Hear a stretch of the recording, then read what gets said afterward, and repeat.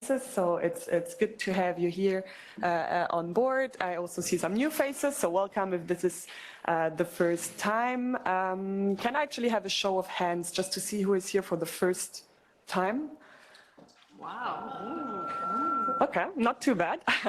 Well, welcome to the big EU tourism family. I'll go through the agenda a bit later on because we have our acting director, Amaryllis, here with us, so she will give some opening remarks. I mean, just maybe setting the frame quickly in terms of who we have as participants. So this is a stakeholder event, meaning it's tourism stakeholders from all types of organizations. So this is really the Commission speaking to external stakeholders, explaining a bit what we do, and then giving the floor to representatives of the industry themselves. I checked the registrations before coming. We have quite a big online audience. In terms of participants, I think the biggest category is companies and business associations, followed by regional administrations, national and local administrations. We also have some universities, some NGOs, research centers, etc. But really the majority is companies, business, and then administrations, public administration. So I think that's good to keep in mind also for the speakers to know who you are addressing here today. In terms of countries, biggest representation we had from Belgium, then Italy and Spain. We also had a few non-EU countries. I don't know if there's anyone that's not from the EU in this room physically. Maybe it was only online. Can you raise your hand if you're not from an EU country? Oh, we have here in the back. Where are you from? Can I ask? Hi, we're from Turkey. Actually, yes, I remember you. Hi, welcome. Okay, so this is it. I'm handing over the floor to Amaryllis for some short opening remarks. Yeah, you can go here if you would like, and let's get started.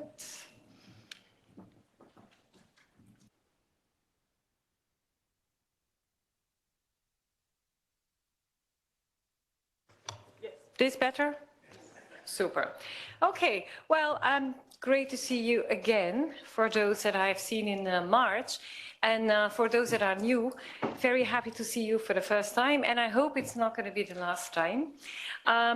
It's great that we have these stakeholders events, because tourism is very important. We all know that. But I think also the world out there is discovering the importance of tourism. Yeah? You have seen when our Commission President has presented her team for the new mandate, she actually has come up with a new European Commissioner who has tourism as part of its official mandate. So we have a European Commissioner designate for sustainable transport and tourism, and that shows the importance that goes to this sector. It also shows actually a trend that we have seen in the European Parliament. The TRAN committee is also in charge of both transport and tourism. And it shows also trends, by the way, at a national level, such as, I understand, in France, where we got a minister fully dedicated to tourism, first time in 17 years. So tourism has the wind in its sails politically. And we see the same trend also internationally. We have the G20 discussing tourism. We have the G7 coming up, ministerial meeting in Italy, where tourism is also high on the agenda. And tourism also makes it into the discussions on the COPs. The climate discussions are also focusing on tourism. And of course, for all of that, none of that comes as any surprise. Because tourism is a very important ecosystem, both economically, 7% of EU added value, that's not nothing. 3 million enterprises in Europe working on tourism, 20 million jobs being created, and a lot of interactions. All of us going on tourism far or not so far, and this is always a life-changing experience. And we're back in shape, fully in shape, since COVID. 2023 was a record year in terms of nights spent, so that is good news. Having said that, all of us are here as well, because there is a need to talk about tourism. Not everything is rosy. And we've seen that in the summer season. Think of the return of over-tourism, leading to protests in some cities across Europe. So we need to take a very hard look and see how tourism and the development of tourism can be going hand in hand with sustainability, including social sustainability, finding the right balance there. And I know that this is one of the discussions today. But then there is also other challenges that are becoming very pressing. Think of climate change. We are being confronted with extreme weather events, and that's not a single occasion anymore.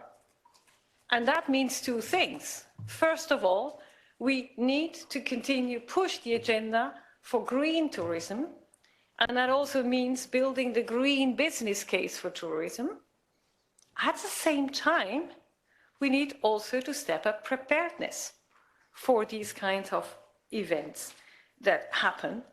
Voilà, another big challenge that we have to deal with. So all these challenges are so many opportunities for us to get it right.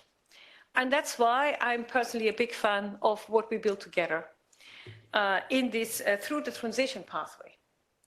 We've been building together with you a stakeholder community that is physically here, but that can also continue to discuss and engage on a daily basis because we have our platform now also live and up and running, and it will be presented a little bit hereafter.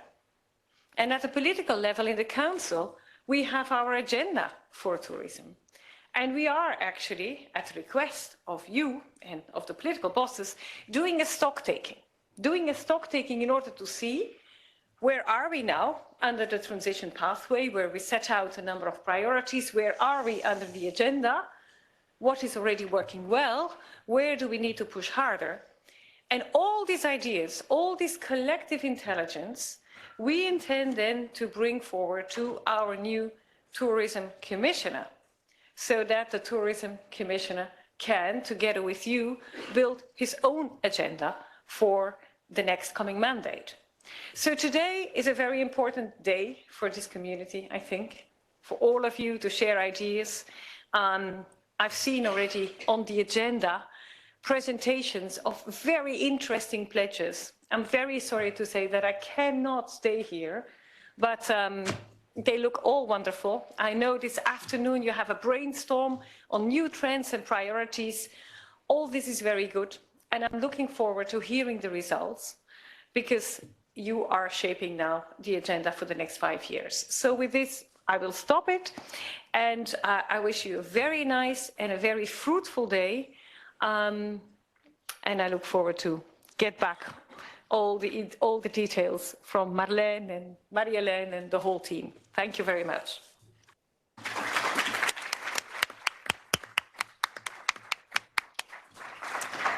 Many thanks, Amaryllis, for setting the frame. I think it's always useful, and I think it's nice to know that we will have a commissioner dedicated to tourism, partly dedicated to tourism. So if you have any new innovative ideas, please don't be shy today, share them with us. Okay, so just walking you briefly through the agenda of what to expect today. You should have all received it, but basically these events are structured in two parts. Part one is us Commission people talking a lot, giving you some updates of what's happening at EU level, any new policies in the pipeline, what can the industry expect. So that will be until coffee. We have quite a few speakers on the agenda. I apologize, I might have been a little bit too ambitious, so bear with us. And I will ask speakers to please be concise and stick to their times. And then in the second part of the event, we will turn to best practices from the industry, so pledges submitted under the transition pathway for tourism. And here again, we will have 6 speakers, which I'm very much looking forward to hearing. The event will be followed by a little networking lunch. So as we said, this is a stakeholder event. This event is for you. It's for you to obviously meet us, but it's also for you to meet each other, to talk, to connect. So this is why we have all these coffee breaks. This is why we have the networking lunch, etc. Amarilis mentioned some brainstorming in the afternoon. That's not open to everyone. It's for the Together for EU Tourism expert community. We have an expert community. Actually, if I could ask all the T4T experts to raise their hands if you're here in the group. Okay, so that's quite a few of us. So just maybe as a side note, so we have this expert community that we call T4T, Together for EU Tourism Expert Community, separated into different subgroups, so looking at different thematic areas of tourism, such as the green transition, digital inclusion, resilience, etc.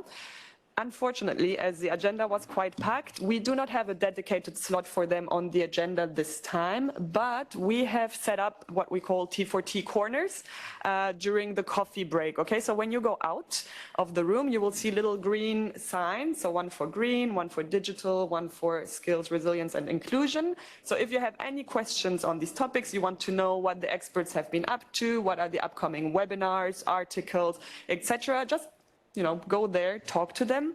Maybe I can ask just the 3 chairs to stand up. So we would have Ralph, Emmanuel, and Vangelis.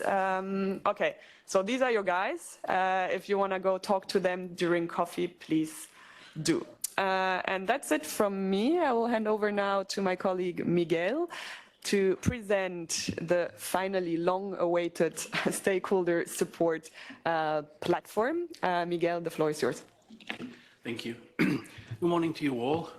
I have the pleasure of collaborating and working with some of you. So some of you will hear repeated things about the platform. You can use your mobiles and try to the QR code. You will access directly to the platform. I'll leave it there for a while.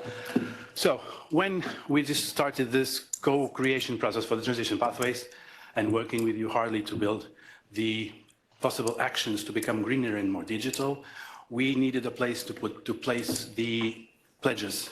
So we thought, let's create a website for the pledges. And then the website for the pledges became a more developed thing, and we built on and built on until it became the platform, where we want to have a one-stop shop. There you can find all the information available, or the links to where the information available is. You can also put your pledges there, and I'll go directly to the platform. Beep. So, this is the first page, landing page of the platform. Since the project was so good, all the other ecosystems wanted to. So in the future, there will be, now you can see here the green, it's tourism. In the future, there will be social economy and proximity, textiles, chemicals, construction, retail, agri-food, and there's someone I'm forgetting, but there will be more. Once you click here and you enter the platform, you get this. You can submit a pledge. So, this platform was built by us with our dedicated contractor, which is a very good team and did a very good job. But we will need all the stakeholders to participate. The more you participate, the more you propose content, the more you comment, the more you like or dislike things that are in the platform, the richer it becomes and the more interesting it will become. You don't need to sign in to see the platform, but there are some functionalities that you can only access if you are logged in. You need to have a U login. You go here and do your U login. Still, you come into the platform, but you need to create a profile in the community, in the tourism community, where you have my profile, and then you can do account settings. Why is this so interesting? Because the platform does not only display all the information in all the articles, policy framework, pledges, financing, training, interactive map where you can see what the countries are doing. No. If you build a profile, you define your characteristics, what type of tourism you work in, what type of business you have, the size of the business. Then you define your interests, green, digital, skills, resilience, a ton of characteristics you can choose from. And once you have defined your profile, the information will be displayed in an order that interests you. Instead of being flooded with all the information that's there, instead of having to go surfing all that's there, you can create, this is me, you can create your own characteristics, what you're interested in. Then you can go and your interests and define that. And once you have all that defined, the algorithm will work its magic, and only the information that matches your interests and your characteristics will be displayed first. Of course, you can always do a search for other subjects that are different from your characteristics. You can always change your characteristics and interests, but it makes it easier. If you have a small business in Slovenia and you have a restaurant and you'd like to become greener and you'd like to know what best practices exist and what other funding opportunities are there, if you have all those characteristics, when you go here, all of the information that is displayed will be the one that matches your profile. So it's that, hence the reason to create a profile, and hence the reason because it makes your life easier. And you are also asked to contribute with proposing content. So you can add a pledge according to the transition pathways. You can have a pledge there, but you can also propose articles, studies, recommendations, videos, what you think might be interesting, and then you propose it to be published in the platform, and it will. It goes through our editing team. All the information is stored and organized. In the What's New part, it's articles and news and latest news. Then you have the policy framework with the transition pathways, green, digital, and skills. And then you have the cross-cutting and the national and regional policies. You have the stakeholders' actions, which is the pledges and best practices. One of the ideas is also you submit a pledge. The pledge goes on, you start working on the pledge that you submitted. Once it's finished, if it's a very good pledge, if it can be reproduced elsewhere, it will become a best practice to be shared, and you'll receive a label as a good student with a best practice.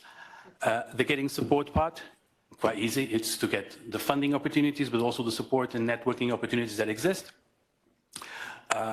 If there's a funding call upcoming that might interest and matches your interests and your characteristics, you will have it first displayed here, and then you'll be redirected to the pages where you can apply.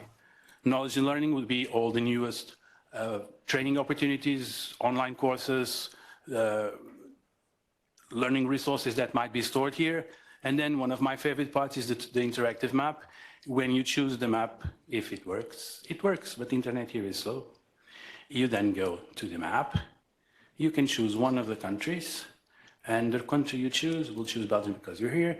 You can see how many members are, how many threads, how many news, so you can see the characteristics of a country. This might be interesting because you're a stakeholder that you're thinking of investing in this country or thinking of having business with them, or you want to know how this sector is going on there.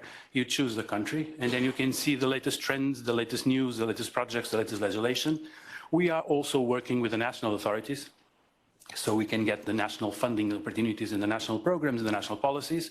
So, of course, as I said, this is a work in progress. We need all the stakeholders, national authorities, private stakeholders, DMOs, everyone to join and to share their policies, their papers, so it can be enrich the platform. So now you can see here the content that has reference or has been proposed by Belgium. So you can, and I chose Belgium because we're here now. There will be a community part. We released the platform, very happy about it, but of course there are always little bugs, there are always little things that need to be fixed. And with the help of many of you that are part of our T4T, we've discovered some functionalities that could be improved, some buttons that could be added here and there. And every 2 weeks we do a new release of an improved platform. Today, throughout the day, there will be a new release with a new name, for instance, because the platform is called EU Tourism Platform. So here in the name, you will see a new name. The functionalities and the buttons will be improved, and all those little bugs will be cleaned out. And in the future, there will be, when you see the community, there will be a discussion forum where you can discuss and exchange messages and share your ideas. But there will be also working spaces. Each of the T4T subgroups, Green, Digital, Skills and Resilience, will have a working space there. And also our team from the DMOs project, Sustainability in the DMOs, will be creating a twinning mechanism tool for the DMOs to work with each other and to learn with each other from the best practices. And all those will be here in the community part where they can work. And in the future, if other projects are considered to be useful for the rest of the community and that can produce results that can be shared with all the stakeholders, they will also have a working space here. We are also working on the building capacity, which is a tool to help stakeholders how to apply to funding, EU funding, how to better write, submit a candidate offer, what to say, what not to say, and that tool will also be added here in the platform. And if you have projects that you consider to be quite interesting and that you would like to share with the other stakeholders, you can provide here the proposed content. You sent us a text with a summary of a paragraph with a summary so that the algorithm can go through it and with a link to your own project. And if the project is only for members only, you can have a small sentence saying we are doing this, this and that, and this is very important for the tourism, and when they click to your profile, they can then access and subscribe your project. So the idea is to have all the projects that can be shared throughout the ecosystem, but also if you have projects that you are developing and you want for members only, what you can share and prove that it's very interesting, you can also add it here. And you'll have the networking because there's the possibility to send messages between users, so you can exchange ideas and messages and contacts. And the more you exchange, the more you put here, the richer it gets. Our idea was to create a one-stop shop where you can find all the information. We have it from UN Tourism, from OECD, from WTTC, from ETC, from all the associations that are part of the T4T, but also all that are part of the ecosystem. We wish to connect to them and have their information here, but also dedicated articles or contents that can be uploaded to the platform. And the more you participate, the more you'll get out of it also. During the coffee break, not only the T4T subgroups, but also there will be a corner with the platform. So in case you have doubts, want to try it, or need to enlighten something that I haven't explained yet, you'll have us and the technicians, our contractors, which are very good. They did a very good job, and we will be outside to talk with you. Thank you.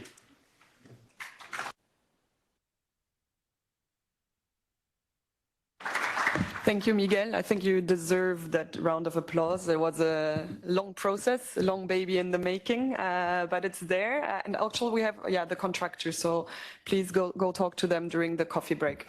Linked to digital, I would say, we have our next speaker, Misa, who is from the tourism team here as well, who will present a little bit a beginner's guide to the new AI Act, which was actually just adopted or entered into force in August, I think it was. So she will explain a little bit how that impacts the tourism industry as well. So Misa, the floor is yours. Thanks so much. Good morning, and thanks for taking I have little more than 5 minutes, so we can't go into the details of this. And the AI Act is a little bit, more demanding than a 5 minutes presentation. But we thought, normally we talk about data sharing and a data space, and why not focus on why we work so much on data and making sure that data flows in the internal market, because we want to support one of the applications and what you can do with data. One thing you can do with data is machine learning, and when you think about machine learning, then you think about the AI Act, and hopefully when you think about you think about the AI, and when you think about the AI, then here's a new regulation that we just adopted in August. So I'm going to put a timer on just to be sure that I stick to my time. And this is all you need to know about the AI Act. So if you need to stick to one sentence on one slide, please just memorize this. This stays with you, by the way. The title is a little misleading, but it gives me a hook to explain that we are not regulating the technology, we're just regulating the use of this technology. And because these 3-4 lines are everything you need to know about the Act, I would like to break it down for you a little bit so that you understand why I think it is so important. And this requires me, there you go, to be able to use the clicker. First of all, the AI Act does regulate uses of AI that are marketed. So everything that goes on the market falls under this regulation, but everything that's had to do with research, prototypes, and also, defense, which is a different case and then a different sector that has been kept out of this body of law, that is not under the scope of the AI Act. Okay, this has to be very clear. Because if you're not on the market and you're just experimenting with it, or you're researching with it, then you don't have to worry about the provisions in this regulation. This is important because we want, first and foremost, to support innovation. Something else I wanted you to understand, first and foremost, is that this applies, it will apply, and I'll give you the timeline later, it will apply to all providers, all distributors, all deployers, public and private. So that applies to all of us, or all of you, tourism operators, if you want to use AI. If you are working in the EU or you market within the EU, okay? And something else that's really important to understand is that the AI Act applies to systems and to one model in particular, but to system mostly. Forget models for a second, systems and one model. That means that it does not apply to the whole company that uses AI in one of the products, just to the systems and just to the model. Yeah, I'm going to use another 30 seconds to explain why this is important. I don't know how well you understand or we understand how AI works, but the model is the mathematical algorithm. The system is how you use that. So imagine you're baking, the model will be a recipe. The system is everything else, pans, pots, kitchen, ingredients. So you see how that makes models very foundational. So they can actually affect all of the system that you're using, and that's why we differentiate them. The levels of risk the AI Act has identified, you probably have seen this pyramid everywhere, but the levels of risk, these risks, only apply to the systems. That's why I said, forget the models for a second. This is the system. This is a regulation about AI systems. And what we have identified as Commission is a pyramid where some risks are worth more attention than others. Some examples that have to do, we could do with the tourism sector, but don't have to. The unacceptable risks, these kind of deep fakes that you don't know they're coming, these sort of social scoring that could harness some groups over others, or biometric identification. Those applications are not accepted. They're not acceptable, they won't be accepted. But there are, and this is an important element, some high-risk uses of AI. If I don't have time now to go through all of that, but if you take the AI Act, it's 200 pages, it's very easy to read. Go on Annex 3. Annex 3, no, I promise it is very easy to read. I read it. Also, AI can give you a good synthesis of it, so really just use AI for AI, you know how it works. But Annex 3 will give you eight sectors where you can imagine AI being used and being potentially a high-risk use. When it comes to tourism, that could be recruitment, upskilling, training, any sort of education cases, that could be high risk. Transparency risk is a little better, it's a little bit easier. Chatbots, we've all used them. You see that I put deepfakes there, artistic deepfakes. Not those unacceptable ones that you don't know what they are, artistic deepfakes. Those are a very acceptable risk, but they require better transparency. And what this regulation basically says is, you're free to use all of that, no problem. But the consumer has to know that that's AI. So no more weird tweeters sent to a company that lost your baggage and we get a reply that we don't understand who's written it. No. It's AI. If it's AI, you need to know. Or you need to tell. A little bit like when we accept cookies online, right? Like we need to know. And that's the minimal, no risk.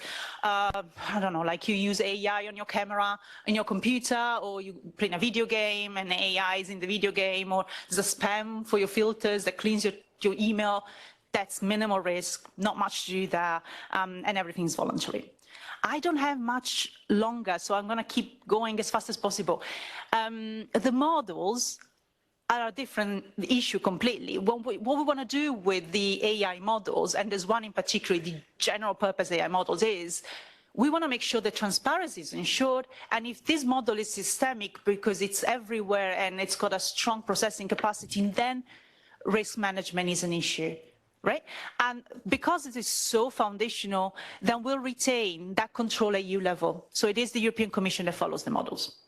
But the rules for the AI systems that we just seen, all those levels of risk, those stay with the national authorities. Now, Commission doesn't work alone, but I would like to point your attention to the advisory forum, that one there, like at the bottom.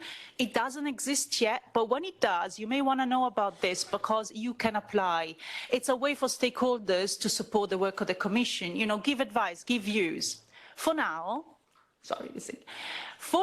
and until the regulation is applicable, the AI Pact does that job. And I don't know if you're members of it, but you can be. What happens in the AI Pact, in the network, is that you get webinars, you exchange good practices, you make pledges. This is not new to you guys. Like, we discussed pledges for ages, so it's the same system. Until the AI Act regulation is in place, that will be 2 years from now, the AI Pact will step in. So that will be an interesting one for you to know about. Otherwise, there are some deadlines. Oh, and my timer is up, so I just have 30 seconds to finish it up. Deadlines that you see here, the whole point is everything comes into place in 2 years. It was adopted in August 2024. By August 2026, this is all in place. The high-risk rules for the systems, remember, for the systems, a little bit later. There'll be guidelines coming out. So if you use AI for recruiting or AI for training, then there'll be some guidelines coming out for you in 2027. Otherwise, the first that's coming up is a better definition of what's prohibited, so what's unacceptable. That's coming in 5 months, I want to say, so pretty quickly. That's a lot of information there, and I'm sorry that we don't have much time, but please take a look at these resources. Take a picture now. This stays with you if you can't take a picture now, and I'm here all day if you have any questions. Thanks so much.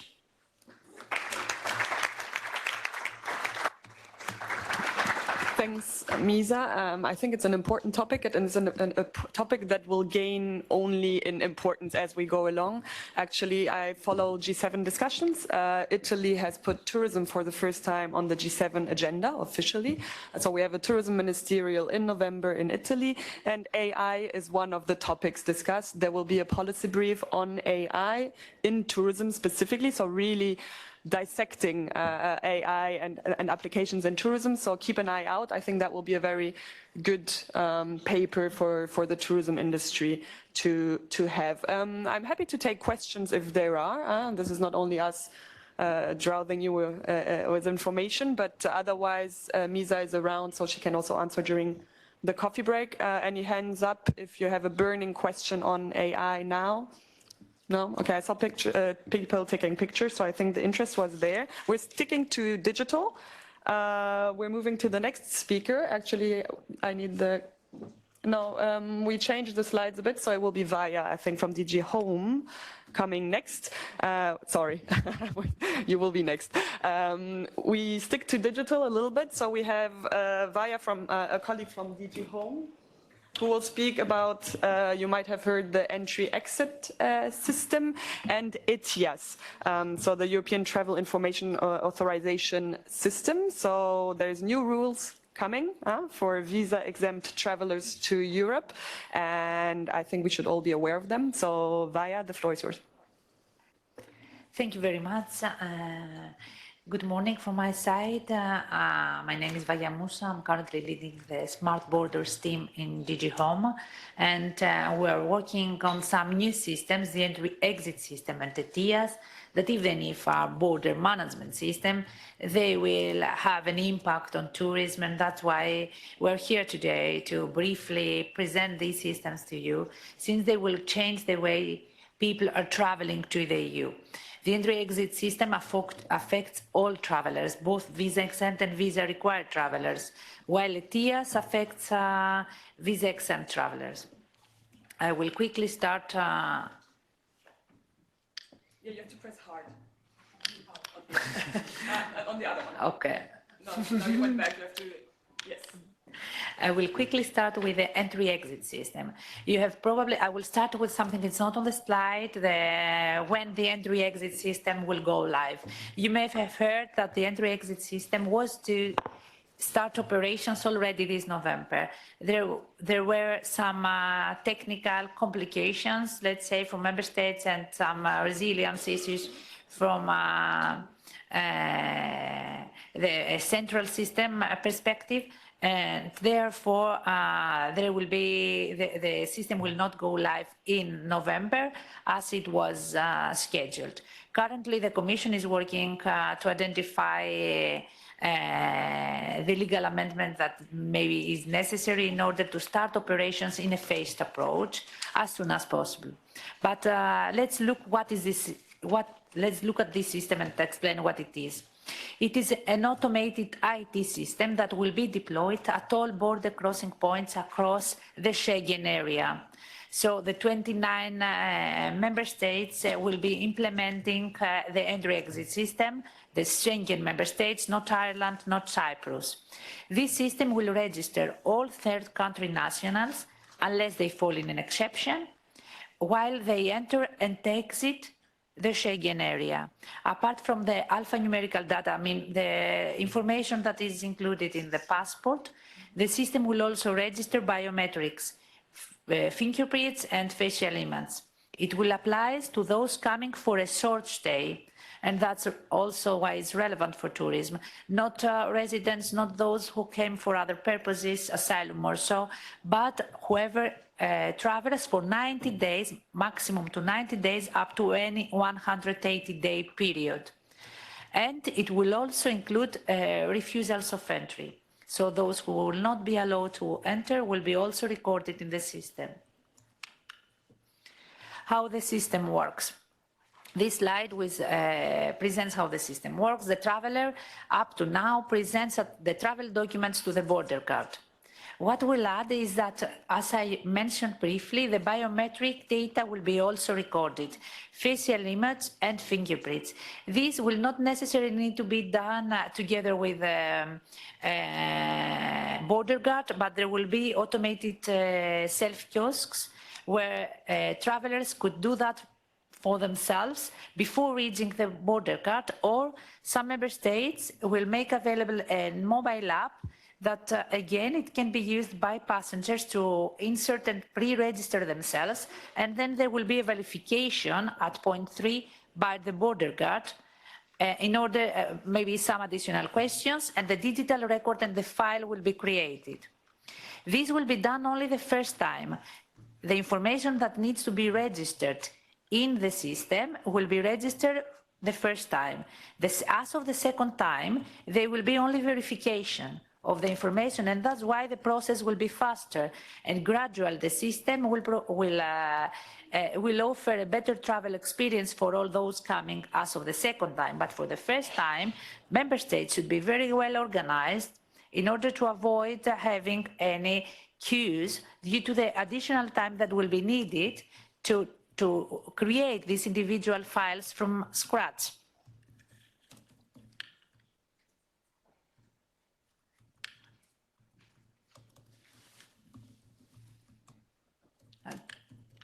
I don't manage. I managed. Okay, what are the benefits of the system?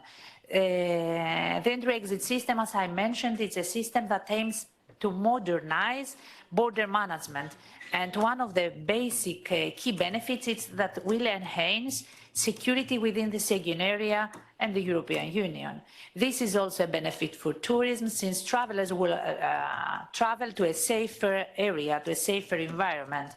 This will be done due to the way that the system works. It fights identity fraud, since it can recognize, due to the biometrics that collects, if there are multiple identities, for example, it can identify directly overstayers, and it allows real-time information sharing across all border authorities the moment they need the information. So when someone enters the Union, there is a check against all the databases that are linked with the EU system, with the EES, and therefore, if there is any information that needs to be available at the border guard at a specific point, there will be. Something that is not present at this moment, apart from specific information that is there in specific systems. In the future, due to the automation, it will reduce wait times. It will also simplify the border procedures. And with that, we can move to ETIAS. The slides were created before the announcement of the of the postponement of the launch of the AES, and this is why the last part that refers to first half of 2025, when ETIAS will be launched, is not valid anymore, because ETIAS is linked in the timeline with the AES and will be launched 6 months after the fully launch of the AES. What is ETIAS? ETIAS is an electronic travel authorization. It's similar to the American ESTA, Canadian ETA, and actually it requires, it aims to cover a gap. We have a lot of information about the visa required travelers, but no information and no checks prior to the arrival of visa exempt travelers. It's a light procedure that aims to pre-assess some security, illegal immigration, and high epidemic risks for travelers arriving in the Schengen area and Cyprus before they arrive. So it covers one additional country. It is an online tool. It is very quick. They can find it on the official website of ETIAS, and there will be also an app available. Only with a passport and the payment card, the application can be completed. It will take €7. The reply, in most of the cases, we have calculated over 95% of the travelers will receive a reply within some minutes. This is because the ETIAS process will be automated, except if there is a hit against the database, which means that there is some information that needs to be further checked, and there a member state responsible for the file will examine that. ETIAS will be valid for 3 years or until the passport expires.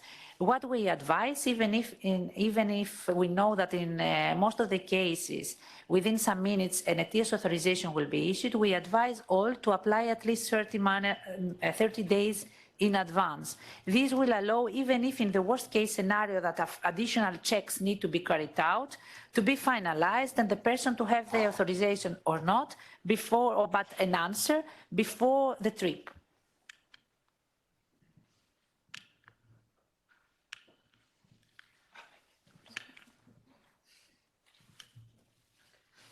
The benefits of ETIAS. There are benefits of ETIAS for the authorities that, as I mentioned, it will prevent, detect and investigate, help investigate terrorist offenses. It will enhance security, legal and immigration and public health risk assessment. And it will enable statistical analysis, among others, that will allow to reevaluate and check how the assessments are being currently carried out. And happy to take any questions if you have on those two systems that we're aiming to roll out.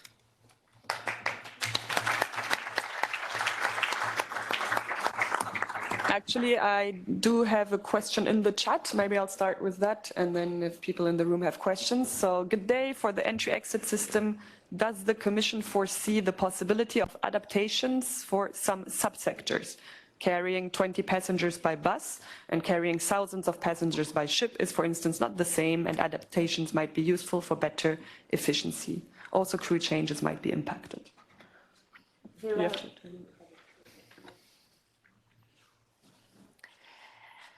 There are different procedures, indeed, that are being discussed at the carriers working group and aim to take into account the specificities and characteristics of the different industries. However, the entry-exit system at arrival, the entry will become at the will take place at the border crossing point. There are, for example, some exceptions in the cruise industry that it might take, the entry might take at the main port, that it will be the departure, but skip a second smallest port and only insert there the information of the additional passengers that will come into. There are different cases for different categories, and if someone belongs into the carriers category, either whatever category, they should be participating in the carriers working group if they have been registered with EU-LISA. We invite all carriers to be registered with EU-LISA, then they participate in these technical meetings, and they are regularly informed on a monthly basis about all scenarios and specificities that are being developed. So, yeah, that's all. Thank you, that was clear. Any other questions in the room? I see two hands up. Yes, Eduardo, please. Thank you. Good morning. Eduardo Santander from the European Travel Commission.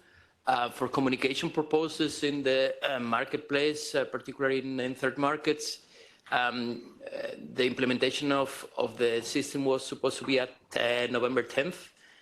We had prepared some communications towards those dates. Is there a new date now announced by the member states who are delayed? Thanks.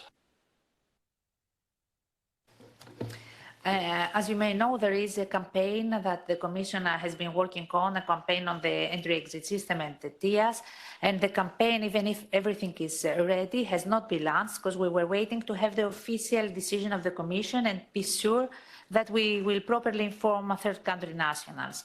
Now, as to having this new development, the Commissioner announced last week in the GHA Council that we are looking into the legal possibilities on how to progressively start EES as soon as possible.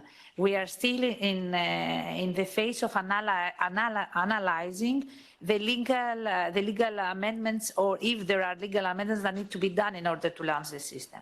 Following the completion of the analysis, we will discuss with the member states, and there will be a decision as soon as possible, which will put a new timeline, but there is no timeline right now that I could share with you with a specific date. First of all, this procedure needs to be finalized, and then you will be properly informed about the new timeline.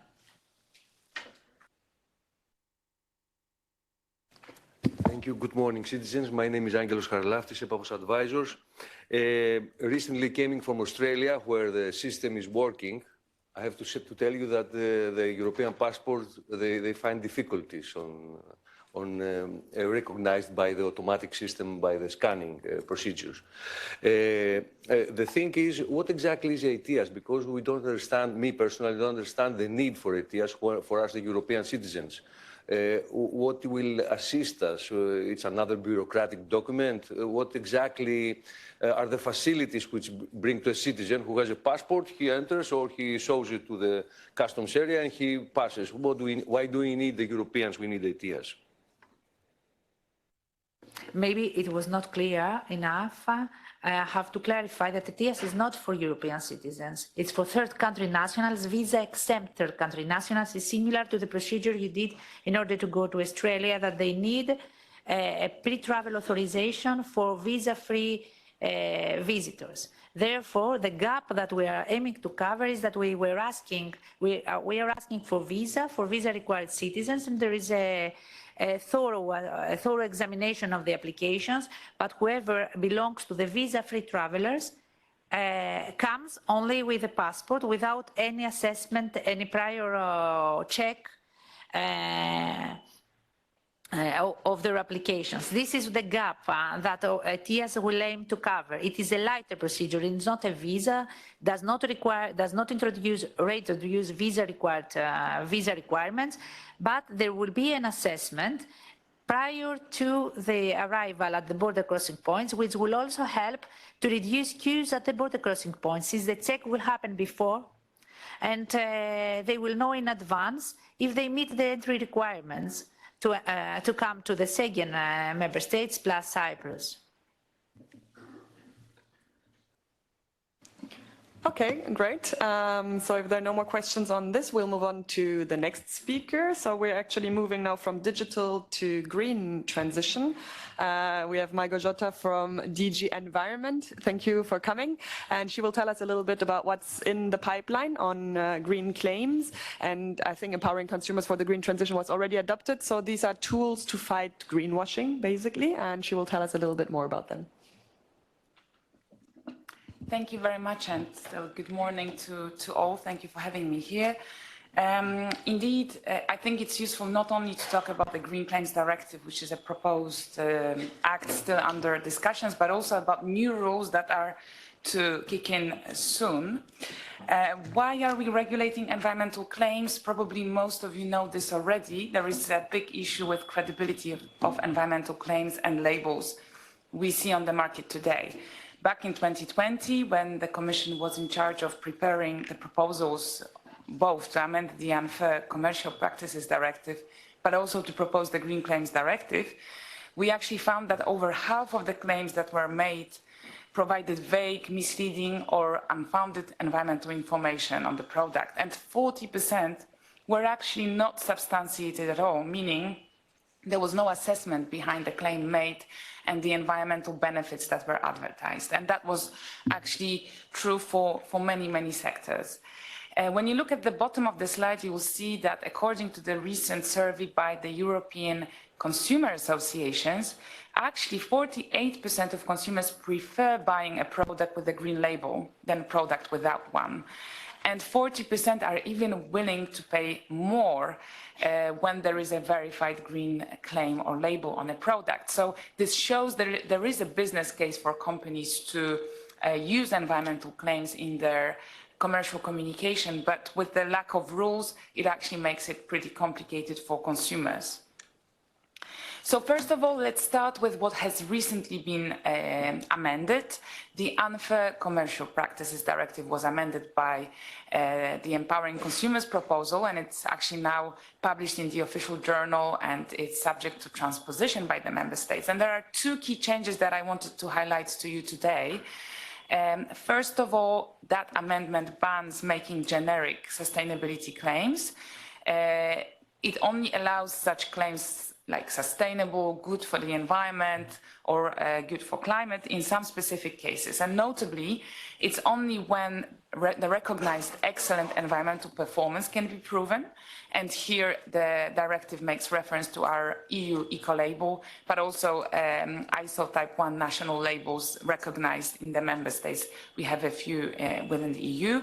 That means that based on these credible and multi-criteria labels, one could make generic claims, but other than that, claims have to be specific. So it has to be clear to consumers what is subject to the environmental claim. And secondly, all sustainability labels should be based on certification schemes, meaning that there has to be third-party verification involved. There has to be, the owner of the label has to be independent from the product or service that is awarded that label. And based on this, we have proposed the Green Claims Directive. What is the difference between the two? While the amended Unfair Commercial Practices Directive states what companies should not do, what is considered as misleading in general terms, the Green Claims Directive looks at the other side of the coin and actually indicates to companies what they have to do when substantiating their claims. So it's fully complementary to the amended Unfair Commercial Practices Directive. It covers business to consumer claims, so it's only that part, it's only B2C communication, and requires, first of all, that the assessment behind each and every claim should be based on a science-based assessment. So meaning it's a widely recognized methods that should be used, widely recognized international standards. We want companies to take a life cycle perspective, meaning that they should not look in isolation at only one part of the life cycle of the service. So, for example, end of life, and focusing only on waste. In fact, the claims and the benefits should be considered from a life cycle perspective to avoid the situation whereby a company makes a claim about marginal improvement, because the Unfair Commercial Practices Directive already foresees that companies should not claim about a marginal benefits. We also want that assessment to look at the potential trade-offs. So if I improve my climate impact, maybe I worsen my score on toxicity in case of products. And in that case, the claim can still be made, provided that the environmental benefit is still there, but the trade-offs should be communicated in a transparent manner. We do not introduce many new requirements when it comes to communication, so how the claim should be formulated. This is not the role of the Green Claims Directive. However, we introduce requirements on transparent publication of the assessment that is behind the claim. Another objective of the proposal is also to avoid proliferation of labeling schemes and to reinforce trust in existing schemes. There are many, many environmental labels on the market, and I'm pretty sure you know this very well also in your sector. And very often consumers are confused. They simply do not know which ones to trust. So the Green Claims Directive allows all the labels that are there today to continue to exist and to be awarded, provided that they meet the requirements of the directive. However, for new labels that will be coming to the market in the future, we're proposing to introduce a system of approval whereby these new labels would need to demonstrate added value. And the added value is currently defined in the proposal as environmental ambition in terms of criteria, coverage of product groups, for example, but the Commission will, as part of implementation of the directive, come up with more detailed criteria that will be used to assess the added value. And again, when it comes to labeling schemes, the EU Ecolabel is not covered by the Green Claims Directive because it benefits already from separate regulation that is also coherent with the requirements we're putting forward for other labeling schemes. And an important exemption that the Commission proposed in the Green Claims Directive is actually that micro-enterprises would not be automatically covered by these requirements. However, they could still voluntarily choose to comply with the scheme and benefit from certain concrete solutions we are proposing.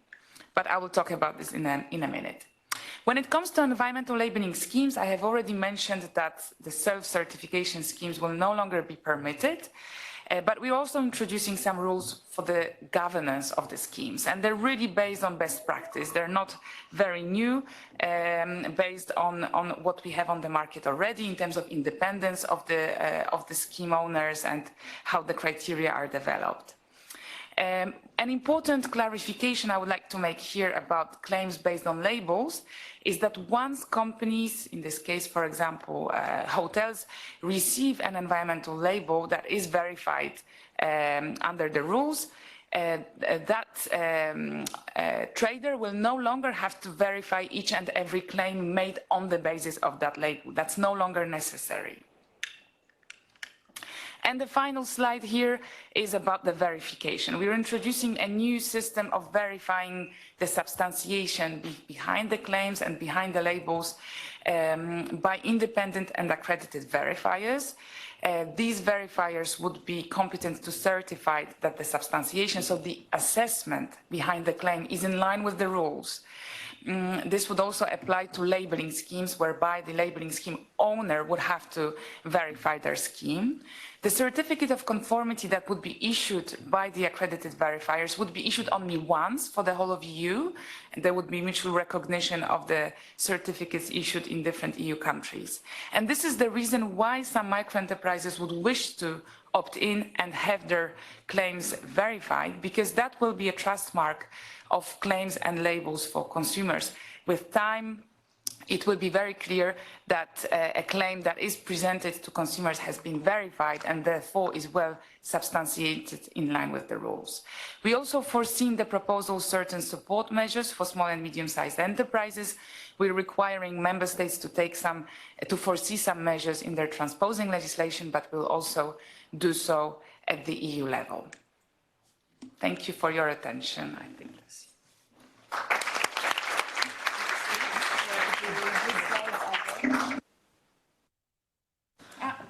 just the last slide. We are about to enter into trilogues, so meaning the negotiations between the co-legislators.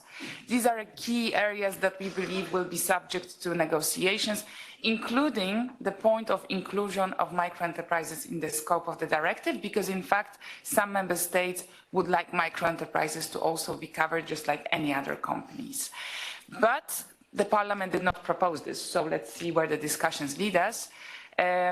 We do not yet have the planning of discussions, so it will be either end of this year or beginning next. Thank you.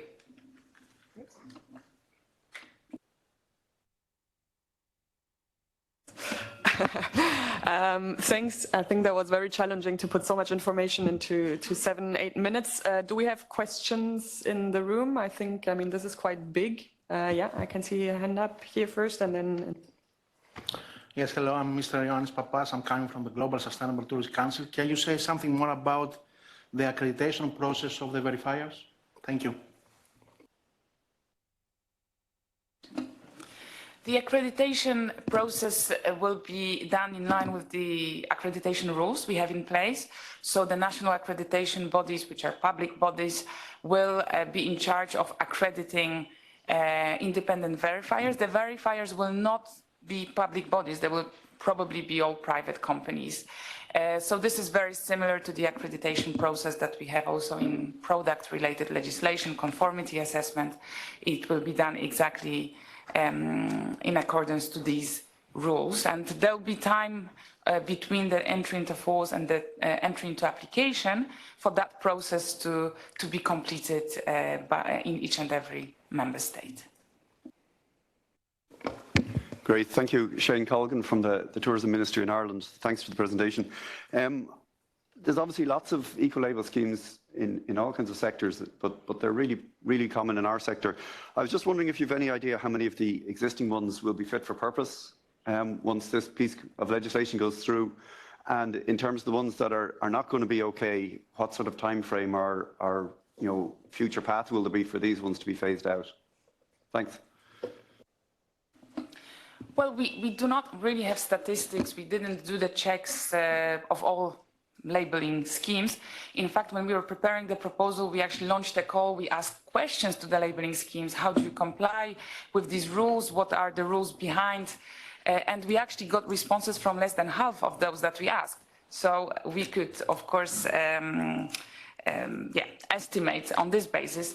But of course, we do expect that many labeling schemes will improve and will convert their rules to comply with the Green Claims Directive if they see the benefit, of course. And then when it comes to the timing, this is subject to discussions between the co-legislators.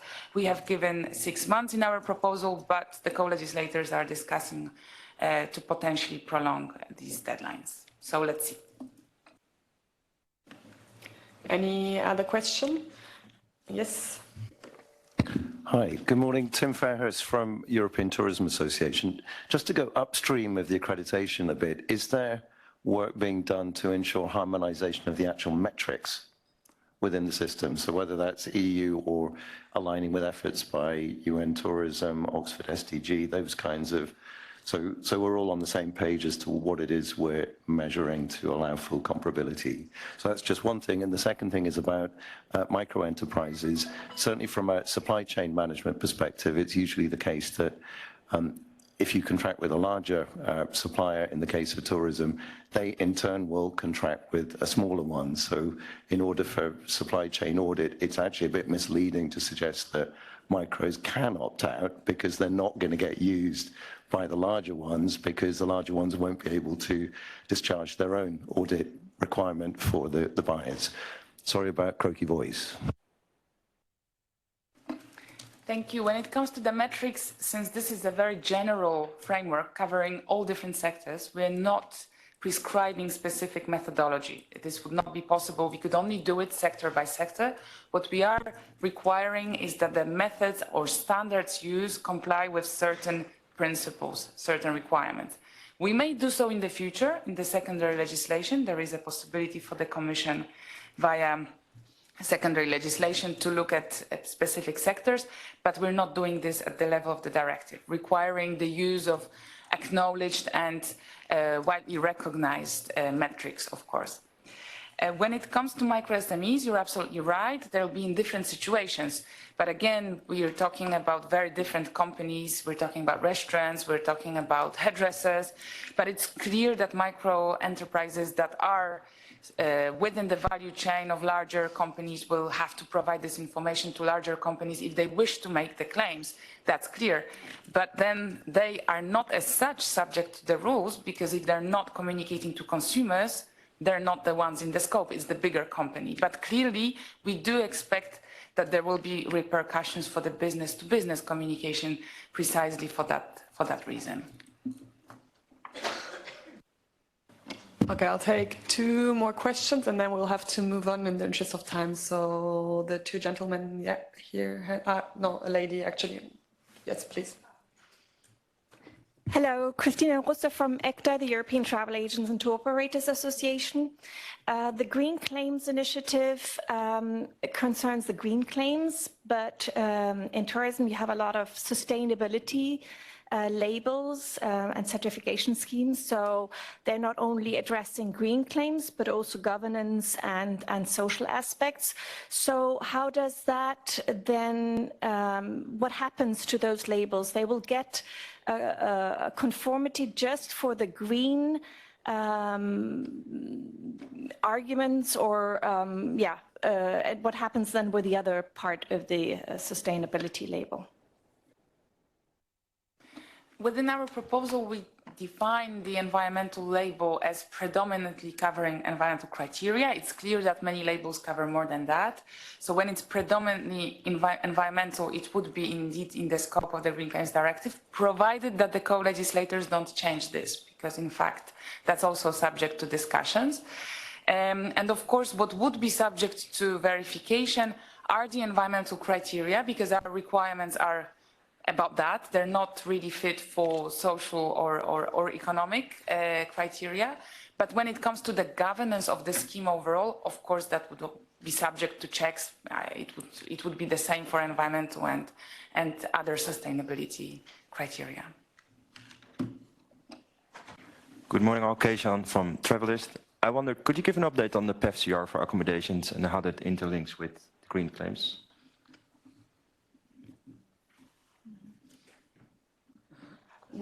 Well, Ramune is in the room, she follows PEFCR, so maybe we can take that question to the coffee break, if you don't mind. Can you stand up, Ramune, just so that the colleague sees you, maybe? Yeah, so she's our PEF expert. Okay, thank you.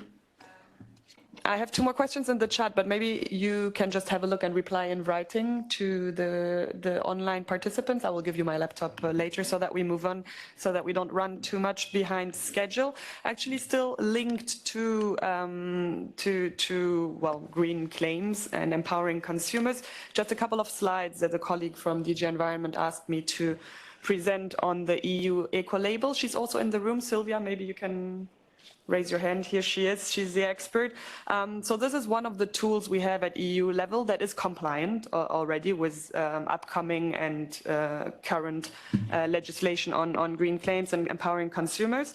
Actually, we will have later one pledge speaker, Gabriela, who has the EU eco-label, so she will be able to tell us a little bit more about this as well. But just to remind that it exists, that it's being used more and more. There are quite a few benefits to using it, be it, obviously visibility, financial savings, but also entering partnerships with big actors. As I said, it's compliant with legislation, and there is a lot of communication benefits as well, be it at EU or national level. We have a catalog, there's a database, website, social media, etc., etc. So if you're not aware of it, have a look.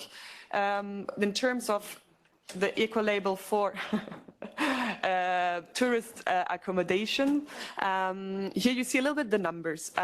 So we do have a total of 799 certified tourist accommodations across Europe. What I wanted to say, maybe what's important, because I got the question not long ago in Brazil for the G20. I was like, oh, is this available also to non-EU organizations? So I asked the question to Sylvia. And so basically, yes, as long as you target the EU market, you could apply for this label. So we see that the numbers are there, mostly concentrated in a few member states, so France, Austria, and Italy in the lead. We would love to see more certified hotels or tourist accommodations, so that's campsites as well. So please have a look at all the materials that is listed on this slide. We will share the presentation afterward. You can go talk to Sylvia during the coffee break as well. Now we're moving to a completely different topic, which is culture and cultural heritage tourism. I'm glad to have Gabrielle with me from DG EAC, so the Director General for Education, Culture, Youth and Sport, actually. So they're famous for Erasmus+, but they actually have a lot of other programs that are interesting, such as Creative Europe. Gabrielle and I, we actually met at the Robert Schumann House. I don't know if you're familiar, close to Metz, in Silla-Chapelle. It's a European heritage label holder. Now the question is, do you know the European heritage label? You see a few, yeah, hands up, who knows it? I see, so not so many. Okay, who knows the UNESCO World Heritage label? That's a few more. Okay, so maybe you will learn something today. Gabrielle, the floor is yours. Merci beaucoup, Marlène. A pleasure to meet you all. Good morning, dear colleagues. Thanks a lot for having me. It's really a pleasure to be here in this room with all of you representing DG EAC for Education, Youth, Arts, Sports and Culture. And I must tell you that in another life, I was myself working for the French Tourism Board, so it's really a pleasure to be in this room with you. Indeed, we had some spoils already. We are working quite extensively. Oh my goodness, this. Perfect. Otherwise, we could just sit at the... Yeah, let's make it more dynamic.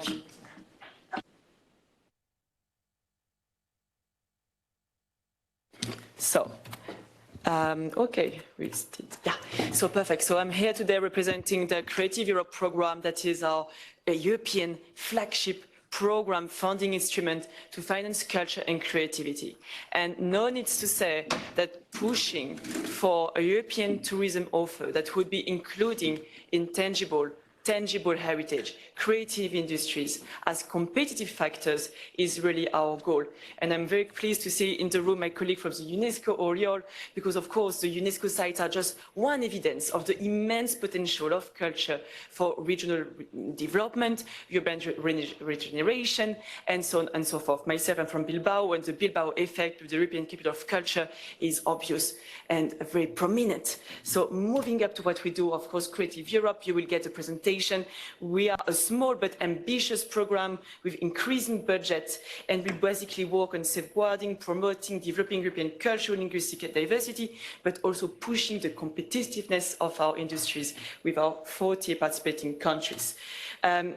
So perhaps just some lines, ideas for you. We would love to work even more with all of you, especially I was so glad to hear that many regional authorities, local authorities were present in the room.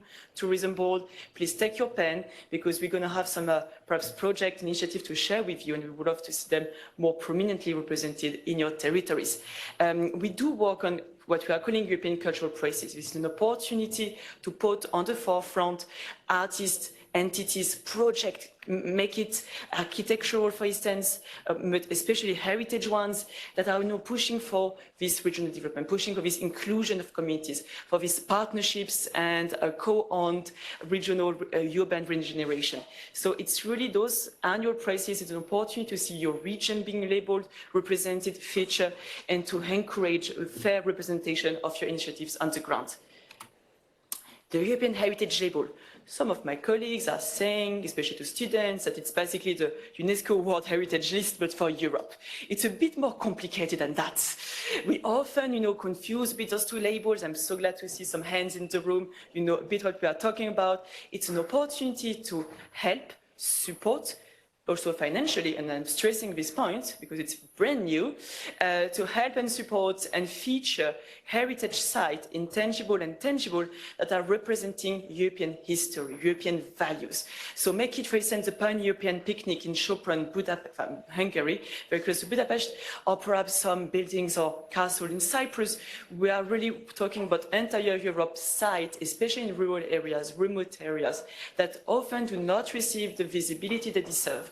An opportunity to feature them at the forefront of our European Common Project and to reinforce their values for our educational, regional inclusion project, especially towards young people. So we have these huge values, but also transmission, educational dimension that, for instance, we do not see in other labels.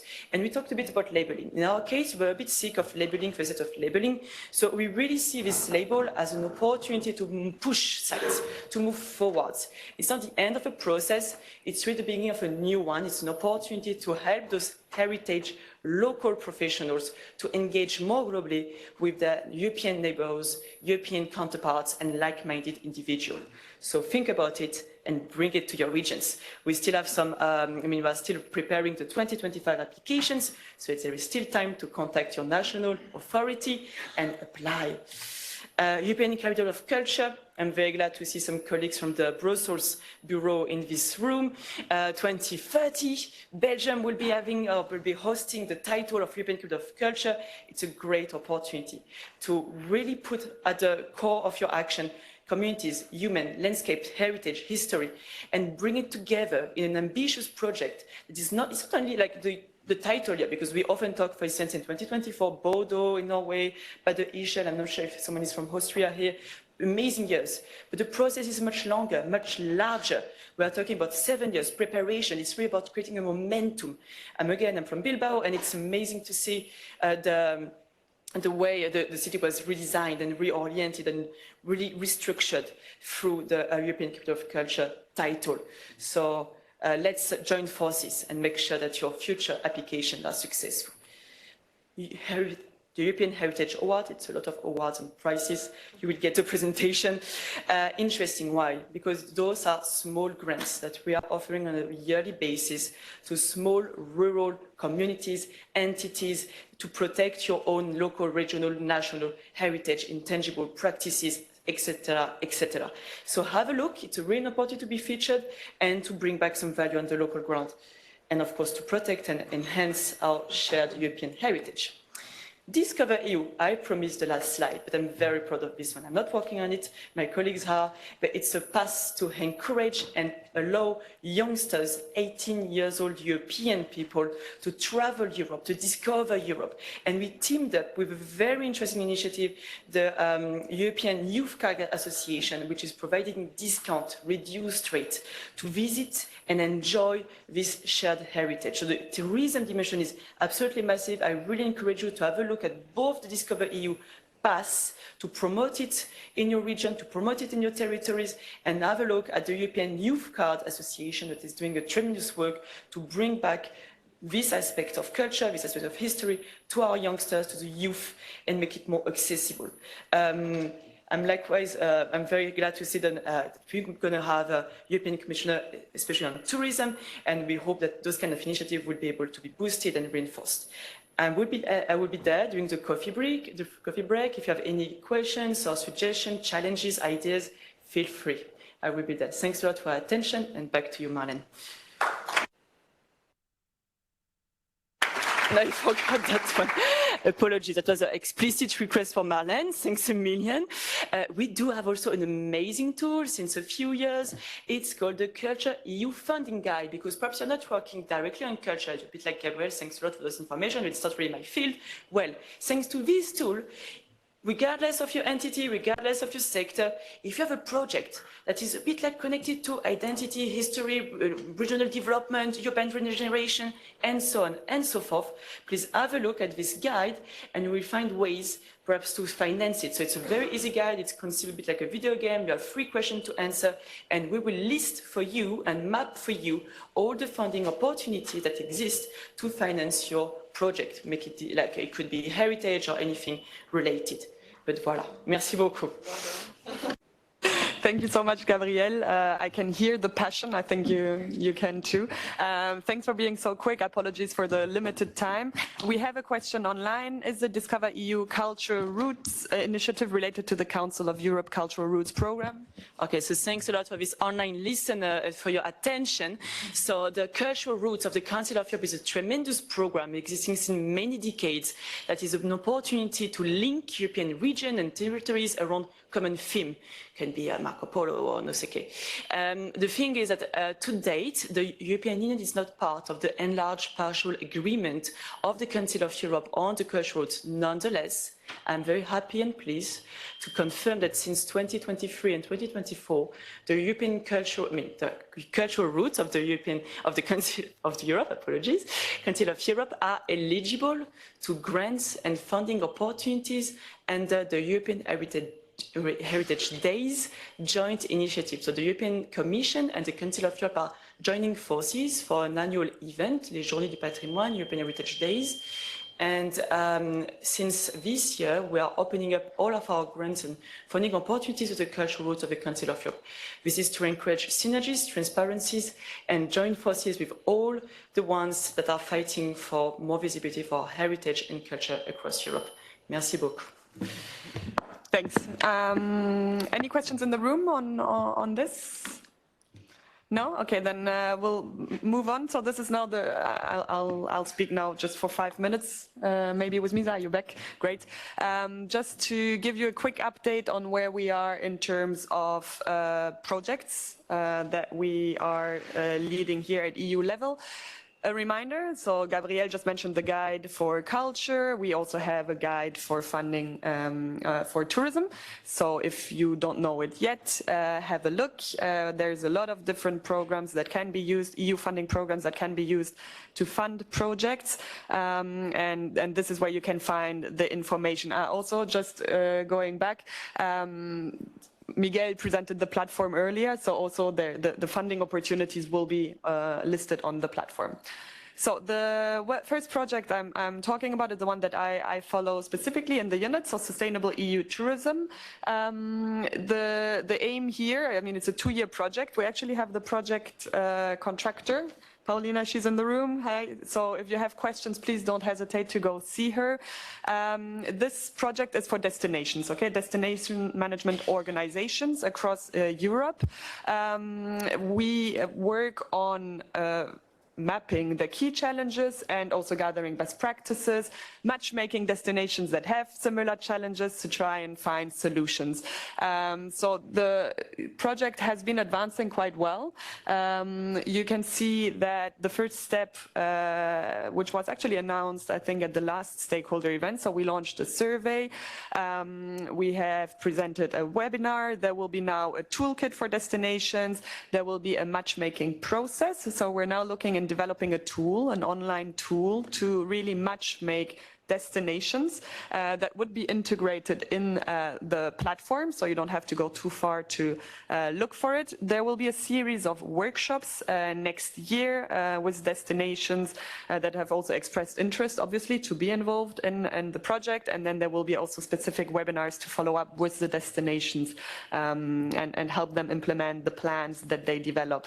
I wanted to just very briefly show you some of the results from the survey.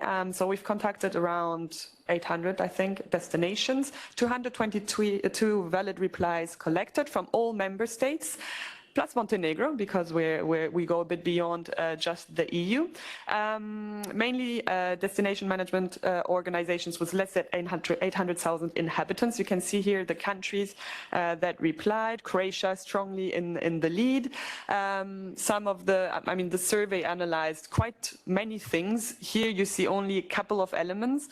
So, you know, perceived negative impacts of tourism, perceived positive impacts. We have published all the results of the survey online on the project webpage. There's detailed slides, very graphic, very nice, very visual, with really a lot of information on also solutions that the destinations are implementing. So please go have a look.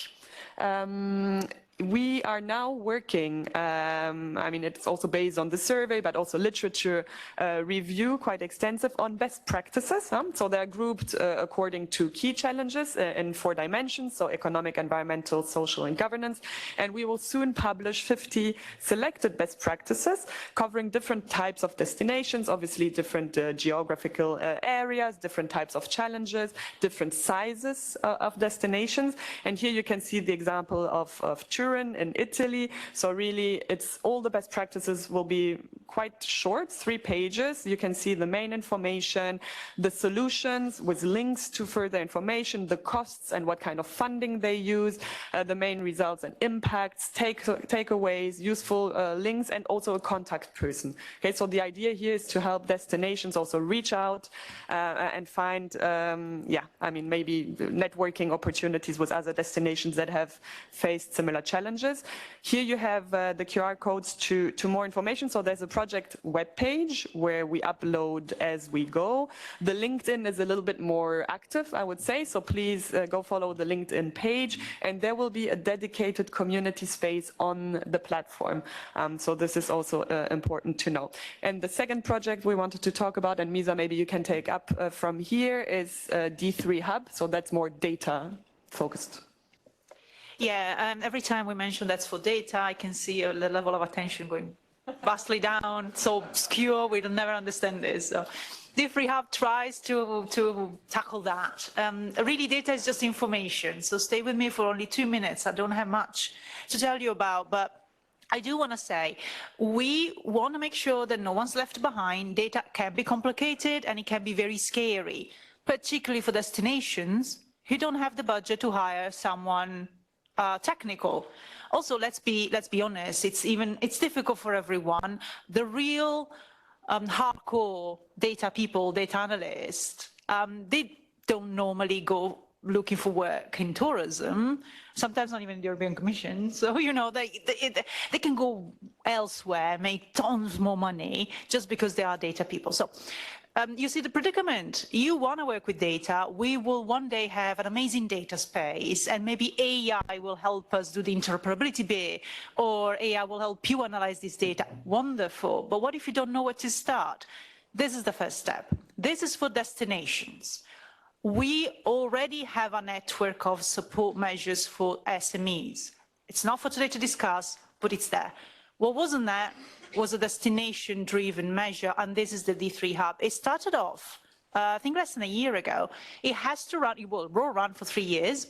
The whole point of their effort, and this is a partnership, a public-private partnership, the whole point of their effort is to make sure that this is sustainable after 3 years. So when the EU funding comes off, then they should be able to maintain themselves and keep existing, because what they want to do, what we want them to do, is to go out, reach out to destination managers who don't have their own means to access data, understand how that works, or even they can collect data but they don't know how to share it. Any of the problems that have to do with data access and data management and data sharing. What they aim to do is precisely to be a support system at EU level. Can we see the next slide? Yeah, this is the slide that you want to keep an eye on, because just today we launched a call for destination managers who would like to get involved. This is the first step in a pilot. In a way, this is the pilot. It's the first time this actually gets hits the ground running, gets working. If you're interested in getting some support for free, please go online. There'll be the link on the next slide. That one, yeah, that one there. Go online, and what, can you go back for just a second? What you're gonna get is, first of all, there'll be a vetting process, there'll be some selection, but what you're gonna get is guidance training, capacity building and support for the digital tools that you may or may not need. Some destinations are stronger than others, okay? There'll be some strong ones, there'll be some weak ones. And if some of you have followed what we did 2 or 3 years ago with the Smart Destinations project, this could be reminiscent of that. That was a huge success. And that's why we build on what we know already works. Thanks.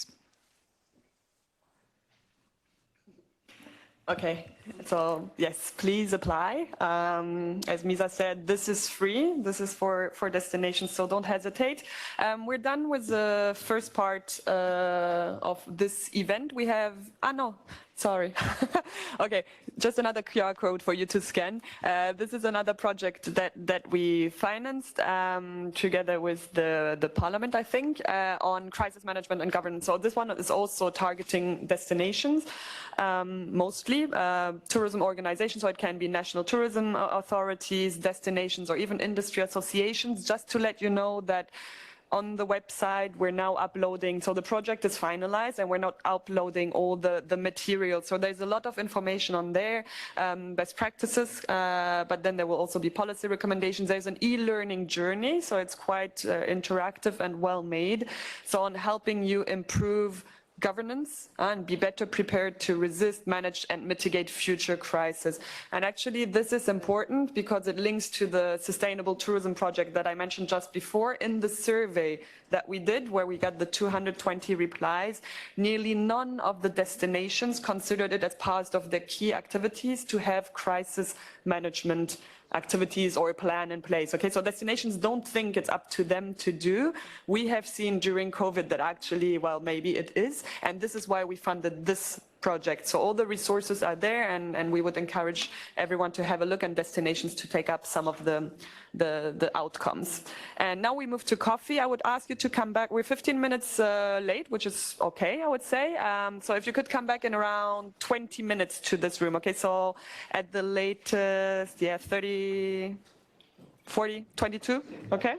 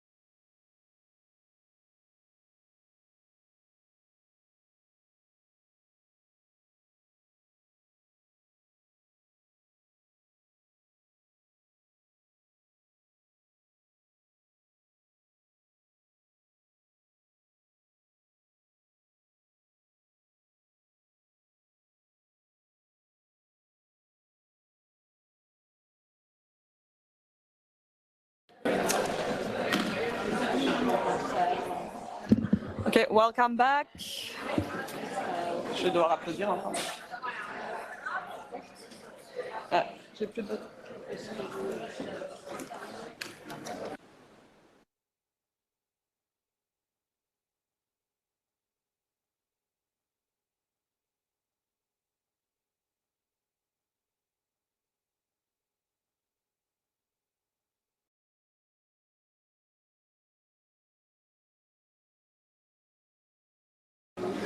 Hi, welcome back.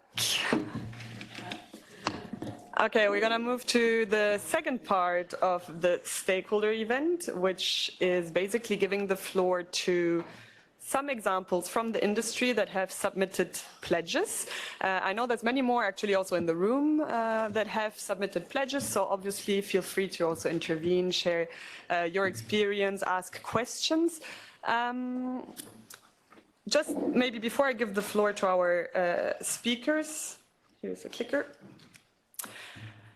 Okay, this, unless you're completely new to the transition pathway for tourism, you should know. So just a quick reminder of why we like pledges and why we are asking you to submit them. So beyond obviously helping with the transition of the tourism ecosystem, it's also to help us at Commission level to see what's happening on the ground. Where is the industry going? Is there anything that is missing, that is lacking, that we can support either financially or through policies? So this is a little bit the idea of making pledges. It's not only to collect best practices, it goes beyond. We also take stock of progress and assessing your pledges helps us in really seeing where we're going and are we on track with the implementation of the transition pathway. As of now, so those of you who have submitted pledges, you will remember that it was through EU survey from our webpage, DG Grow Tourism webpage. Now it is all going to be streamlined on the platform, okay? So the EU survey link is still active so far, but please, it's better if you create a profile on the tourism platform and then you can submit a pledge there. Just a quick reminder of where we are. So we have now a total of 529 published pledges. Published meaning that we assessed them for minimum quality criteria and then we publish them online. We actually have way more pledges submitted, but they are either lacking some information or still working on it. So there's actually even more than just what we publish, but we're quite happy so far. And I think the only country missing, and sorry for naming and shaming, is Luxembourg. So if you have any friends in Luxembourg, please help us get them on board. I think they're the only ones missing from EU member states. We also have non-EU countries actually submitting pledges, so that's also fine. If you're not an EU country, you can also submit pledges. We're interested in knowing what's happening beyond our borders. We've had 5 rounds of publications, so the last just came out in August. So this was still the old process of assessing and then drafting a report with some nice examples. We publish it. Now that it's on the platform, or it will be on the platform, I'm not sure we will keep going doing these reports. So yeah, this 5th summary report, which was published in August, is probably the last of this type of reports. Enough from my side. We have, apologies again, I was a bit ambitious, 6 speakers, more or less 1 hour, so that's 10 minutes each.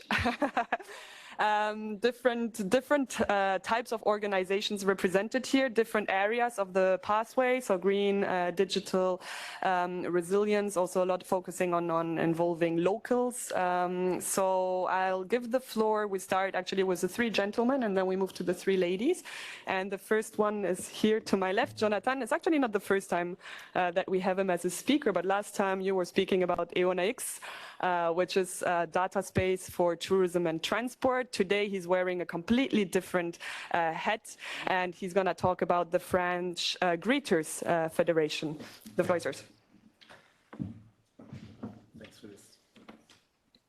Thanks for this great introduction. I'm actually very honored and a bit intimidated. I was speaking about these local volunteers, which generally don't make it to these stages. It's very important that you understand that we started with free walks with local volunteers. The whole point of my presentation is explaining why it's more than that. So let's begin. First of all, for those who have never heard the word greeter, the greeter movement, we are a movement, started in the US, that's hence the American name, in New York with a lady who was called Lynn Brooks, which was our founder, and she felt that her city was, well, had a bad reputation and dangerous and people were scared to go in certain areas.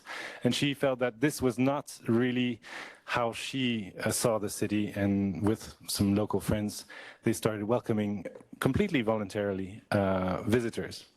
Now the movement has spread in 43 countries. And we have 10 EU countries that are now part of the International Greeter Association. You can see the countries listed here. And the community is about 3,000 volunteers. Well, the federation which I'm representing today is the French Greeter Federation. And the reason why we needed a federation is because out of these 3,000 volunteers, about half were in France. And it might seem strange for some of you who do not know France as the most welcoming country, you know, for the inhabitants, but that's exactly why we needed them, because we have a stereotype. No, exactly. The Olympic Games is a good example, and most of the time we're actually very, very welcoming. Just you have to meet us in the right circumstances and not when we're going to work. So when you have people who have time and who want to spend time with you, that's when you want to meet a greeter. So it's exactly for the same reasons as it was created in New York. change this image, change this stereotype, and spend some free time. It's not for profit, okay? It can't be for profit. We welcome people as if they were our friends or family, and we're local volunteers who love our city, our region. It's not just in cities, by the way, it's also in rural areas. And we want to share our passions with you, our knowledge, because we have people who are experts in crazy fields you wouldn't even imagine. And we want to share this free time with you. It's the most valuable thing that we have in our lives, our free time, and we're ready to share it with you.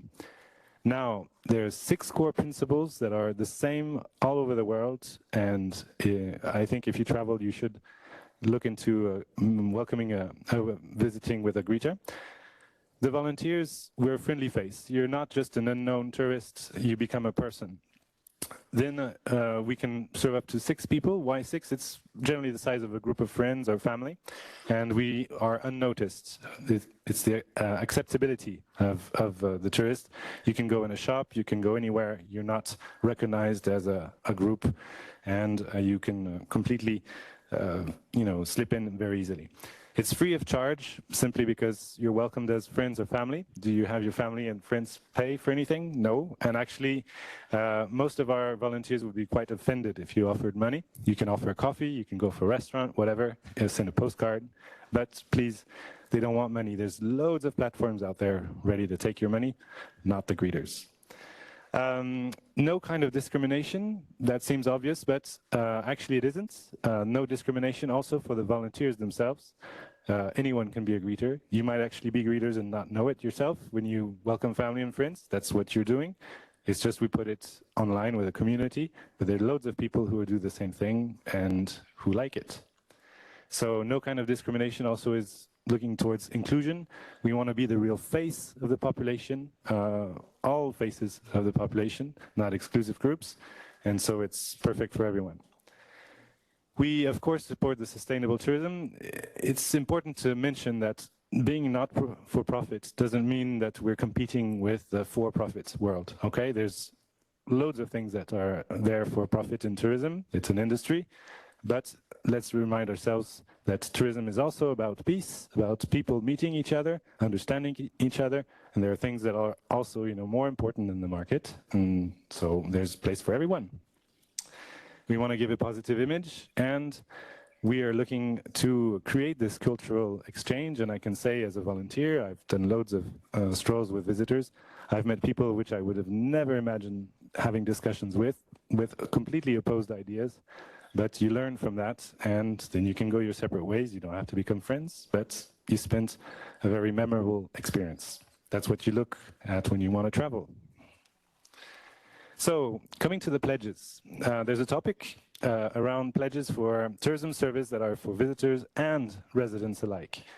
We're not only addressing tourists here, we're addressing the population, the ones that are there temporarily, the ones who are there longer, students who are there for an Erasmus, for instance, or people who are refugees, or people who are just passing by on a business trip, whatever.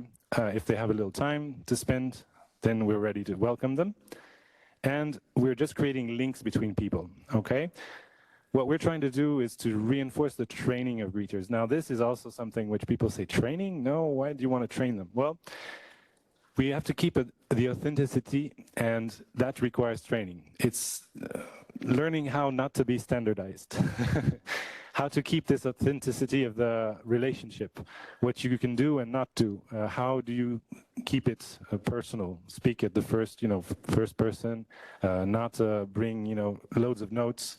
All these things require training, actually, and also training to welcome visitors with disabilities or different things like that, so that we can actually go with them and they don't feel in danger. After that, we would like to also put in the light more all the diversity of our movement. What I explained were 6 core principles, which are the same for everywhere, all over the world. But what is underlying there is all the diversity of profiles and passions. And for the moment, we insisted a lot on what was common. But actually now we need to go and give interviews and pictures and profiles, and that is going to take a little time for us to be able to put that outside and get everyone to discover who we are.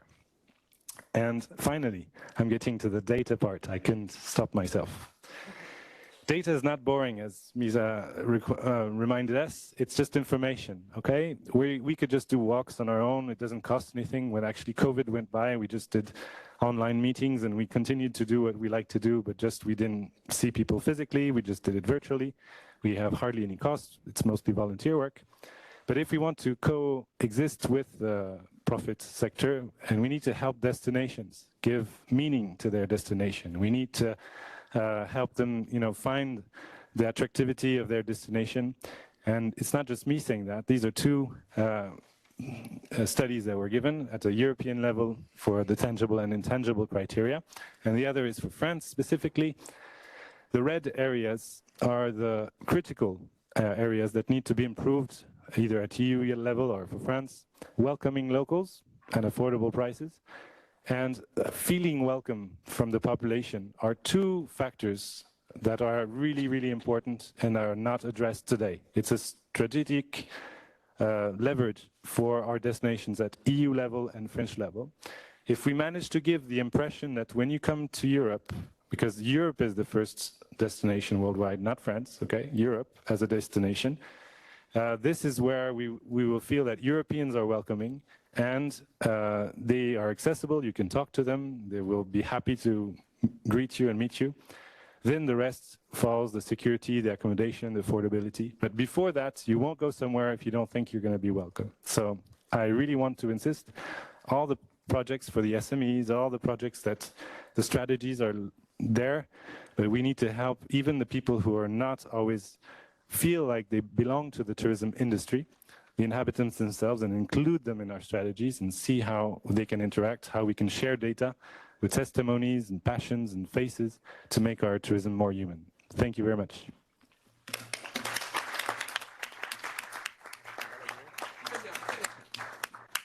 Thank you, Jonathan. I think it's a very timely topic. We've heard it all over the summer. Local populations getting a bit angry with tourism, mass demonstrations against over-tourism, etc. So I think this is one nice example of how to involve locals and make sure that the two can coexist. Do we have any questions in the room or online? I don't see anything online. Did any of you hear about greeters before? Is this the first time you're hearing about this? Yeah, are any of you going to use greeters in the future whenever you travel to a city? We have a question there. Well, yes, so Marie-Hélène here, by the way, who's my head of unit, so she's the boss in the room, she's French. So she will do it to improve the image of France. So, honestly, I learned about this, I think it was just earlier this year or last year. I met a colleague who was working for greeters, and I think it's incredible. And now when I travel, I will use greeters. You can do it in Brussels. You can do it in Brussels too. Brussels have greeters too. If you're just here locally, you can go to visit Brussels, just put greeters and have a stroll with anyone. If you're just passing by or if you live here, so have fun. Actually, I had just, and then I will give you the floor. Are you in Brazil? Are you present in Brazil? I have a question for you. Are you present in Brazil or not?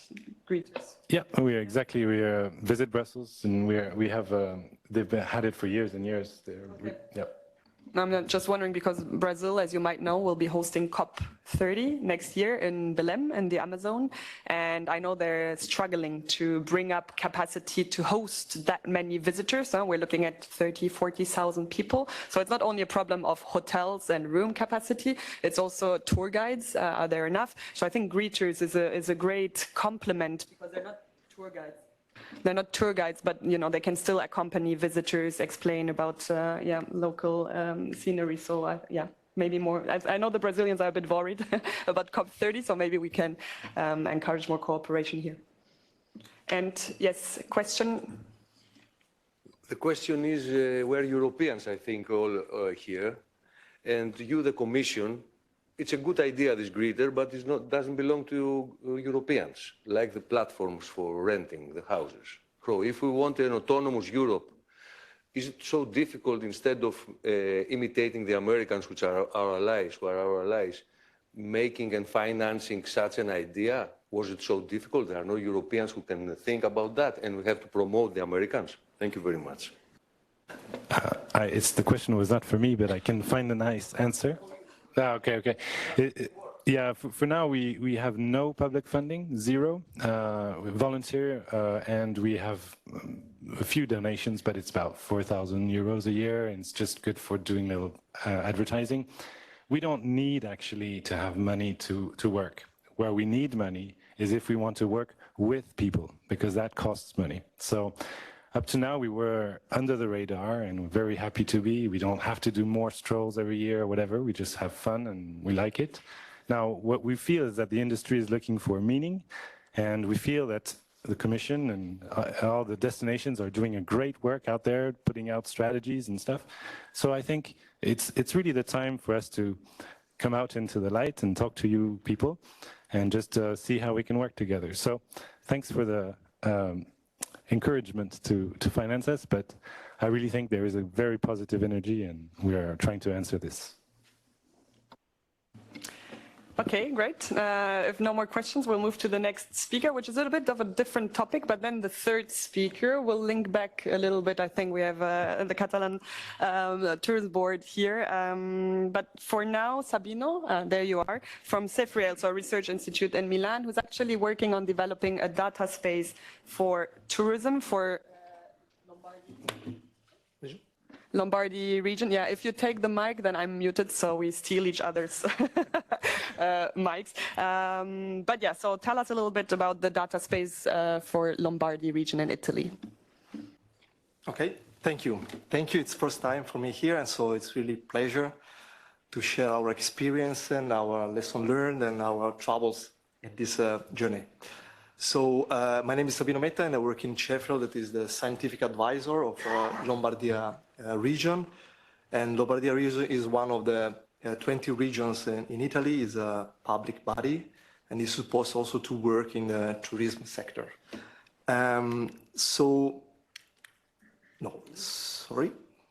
Okay, let me just explain in a few slides our history. The story gets started in 2015, where the Expo 2015 in Milano was held, and was the first, let's say, event for us where this platform, this data space was put in place. So Lombardia region was asking to giving the means for sharing data and information to stakeholders and players and actors in this big event. And we try to fulfill these requests and requirements. And so now we are going also to repeat the same experience in the upcoming event. This is Milano Cortina 2026 Winter Olympic Games.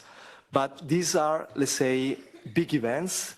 Our data space and the data space owned by the Lombardia region actually is something that is more than a data space for big events, but is supposed to unleash the potential of data and the exchange of data between private sectors, private companies, and public bodies. So it's really, really important for creating an ecosystem, a digital ecosystem between different partners. I'm learning. Thank you. So, but just a few slides. What is EO 15 data space? It's a legal framework. There is no technical, let's say, architecture behind that. It's just a website tool for allowing different partners to communicate in a governed manner. So there is, again, no exchange of data or storage of data. The data are exchanged between partners peer-to-peer. And there is also a technical management board, and CEFRIEL is part of them, is helping Lombardia region to ensure that everything is legal and compliant with law at the regional level, at even Italian level. So you can see there are a lot of APIs and data. We put data and description of data on a catalog that is online and public. And so every, let's say, local body, public body, or even private company can join this board, can join this portal and ask and request for data. And a local public body or even a company can accept or decline the request of data. And after that, we can ensure that everything is done by signing a contract, and after that, that exchange can be run. And it works, actually. So what is, why I'm here? So Lombardy region is trying to sustain and support also the transition and transformation of digital transformation for the tourism sector, especially related to these three topic actions in the policy regulation, in the digital transition, and in green transition. I will give you three simple examples, and if you have any questions, please do not hesitate. The first one is the regional tourism digital ecosystem. But this is important for the Lombardia region in order to mitigate the over-tourism issue.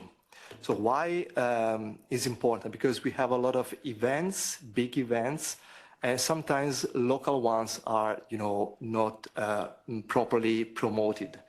So the idea is to request from local bodies, really local bodies, data about events, the dates, and the descriptions of these events, and in a federated way, Lombardia region can promote and give, let's say, visibility with this event to these events, and so we can, in this way, mitigate the problem, the issue about over-tourism. So you can see a lot of, digital assets, and these are coming from the local places in the region, but this is also scalable, can be also applied at the national level. And for sure, the secret is the interoperability between this data. We can interpret and really understand the meaning of data that we are collecting and also delivering to the final user. And the second example is Valtellina accommodations. This is just to fulfill the clear online information offer top in action.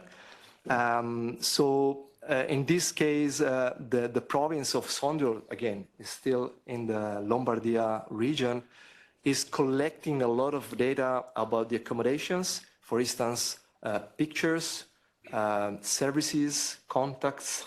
All these data are requested to the local DMOs, for instance, and these are collected, again, in a hub, and people and tourists can access data directly and not with intermediaries. And this is really important to get really involved in the process of tourism. This is an example. So there are a lot of website portals, and as I said, they are different, located in different places, but there are data that are standard. There are standard API. The meaning is well known, and so we can deliver information to the single tourist without any intermediary. Again, this is it's important for the single tourist, also for the single hotel.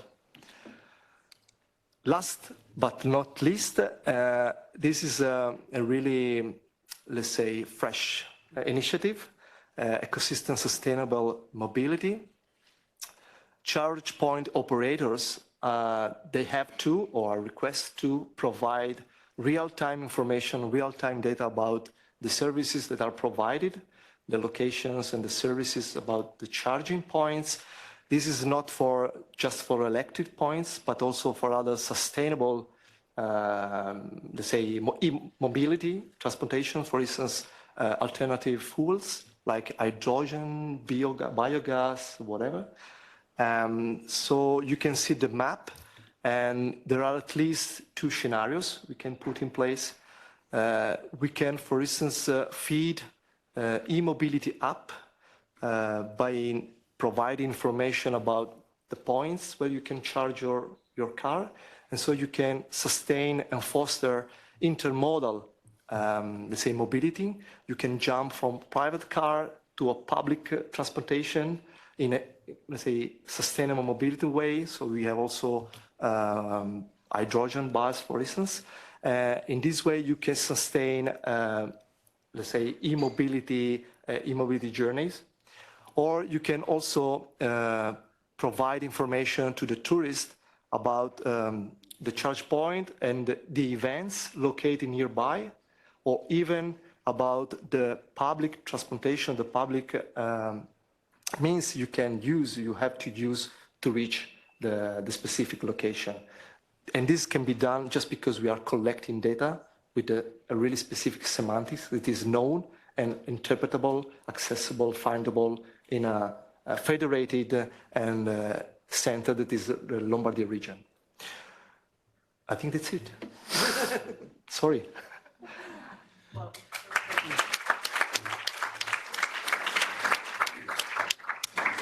Thank you, Sabino.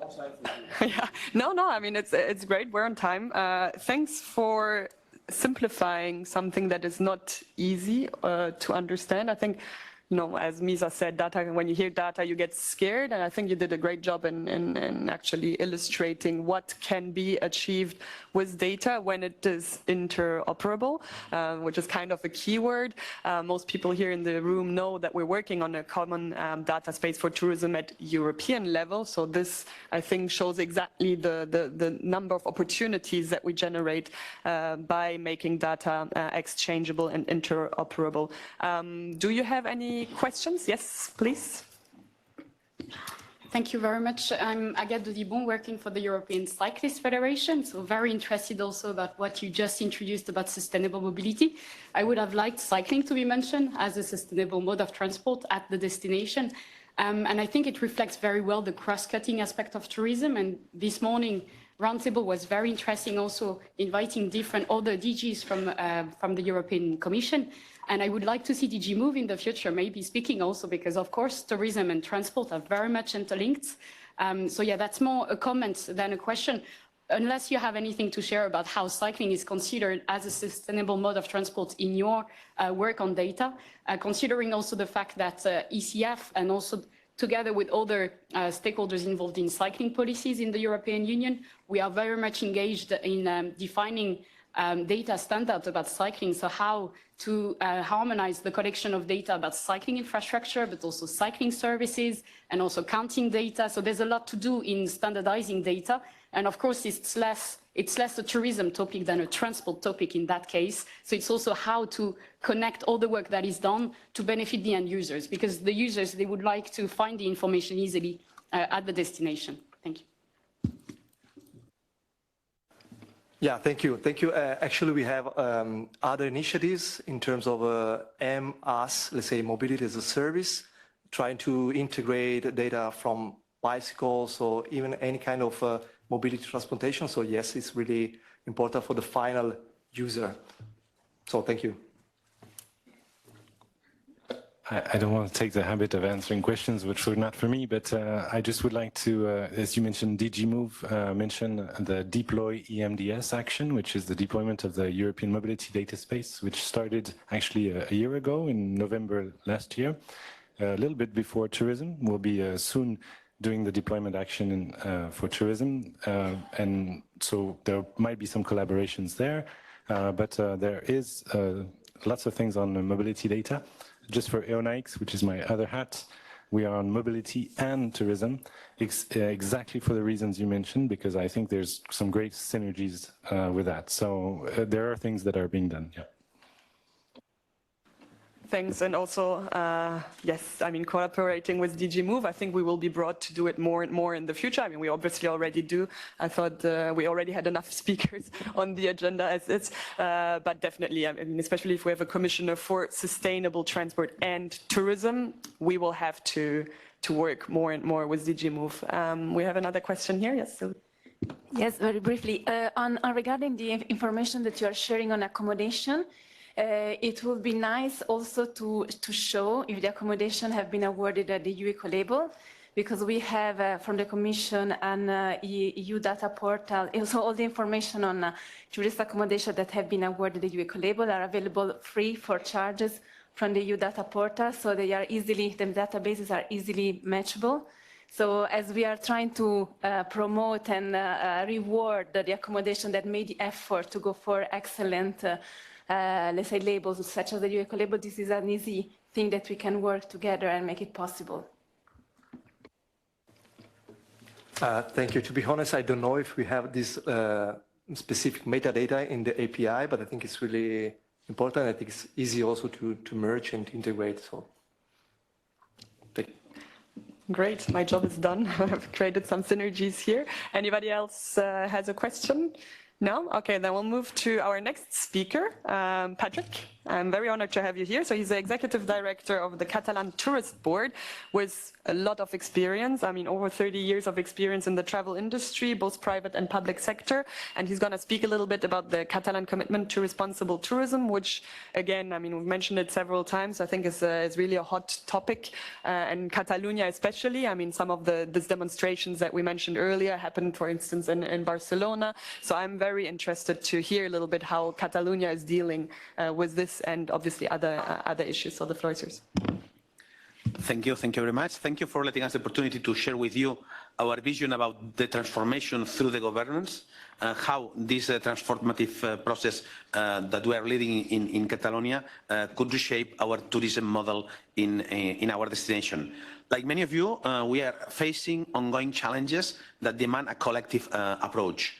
This is why we fully support the European Union Tourism Transition Pathway, and as members of the T40 Experts Group, we are committed to making tourism a force for good. The Catalan Commitment for Responsible Tourism is an exercise of governance, is an exercise of innovation through the governance. We think that is probably the starting point, the basement of the building of the new model we want to build in Catalonia for tourism. 1 year ago, we launched this Catalan Commitment for Responsible Tourism, which aims to contribute to the well-being of the community, residents, environment, and business through the values of travel. Considering well-being much more than the economic wealth, is much more because involves as well the harmony with the ecosystem, with harmony with your society, with your community, and provide this global and transversal well-being. And considering community much more than the visitors or the tourism ecosystem, the traditional tourism ecosystem, including in this community, the residents, the other sectors involved, the legacy that the tourism and the visitor economy is providing to the destination, and all elements that could be involved indirectly in the tourism activity.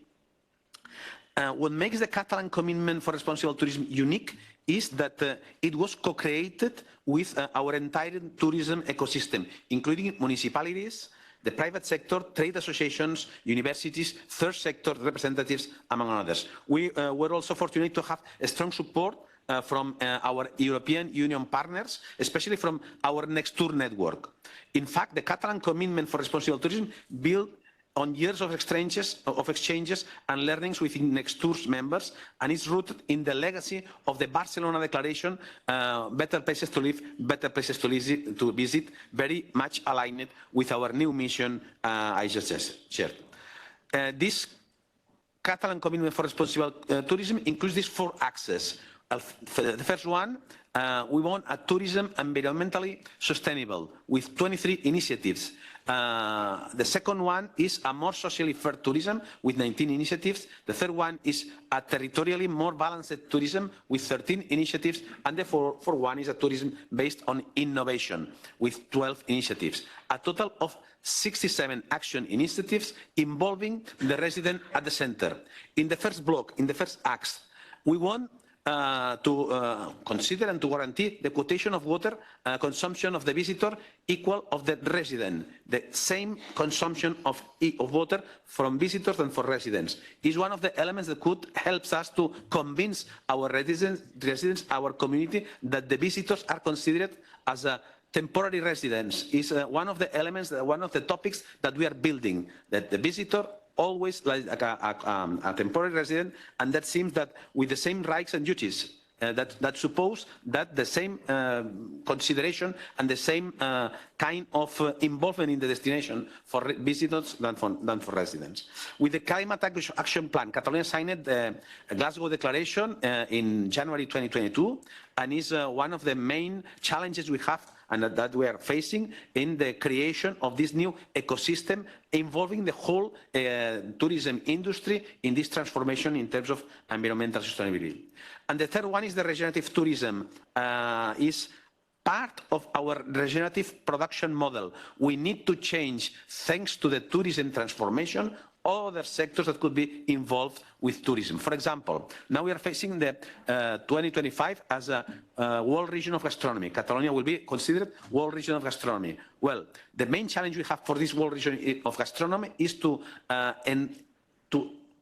have this capacity to move the production of the agro-food in Catalonia to this responsible and regenerative production and going to the tourism in order to enjoy and to live this experience in terms of regenerative tourism thanks to this production, agro-food production, in a regenerative way.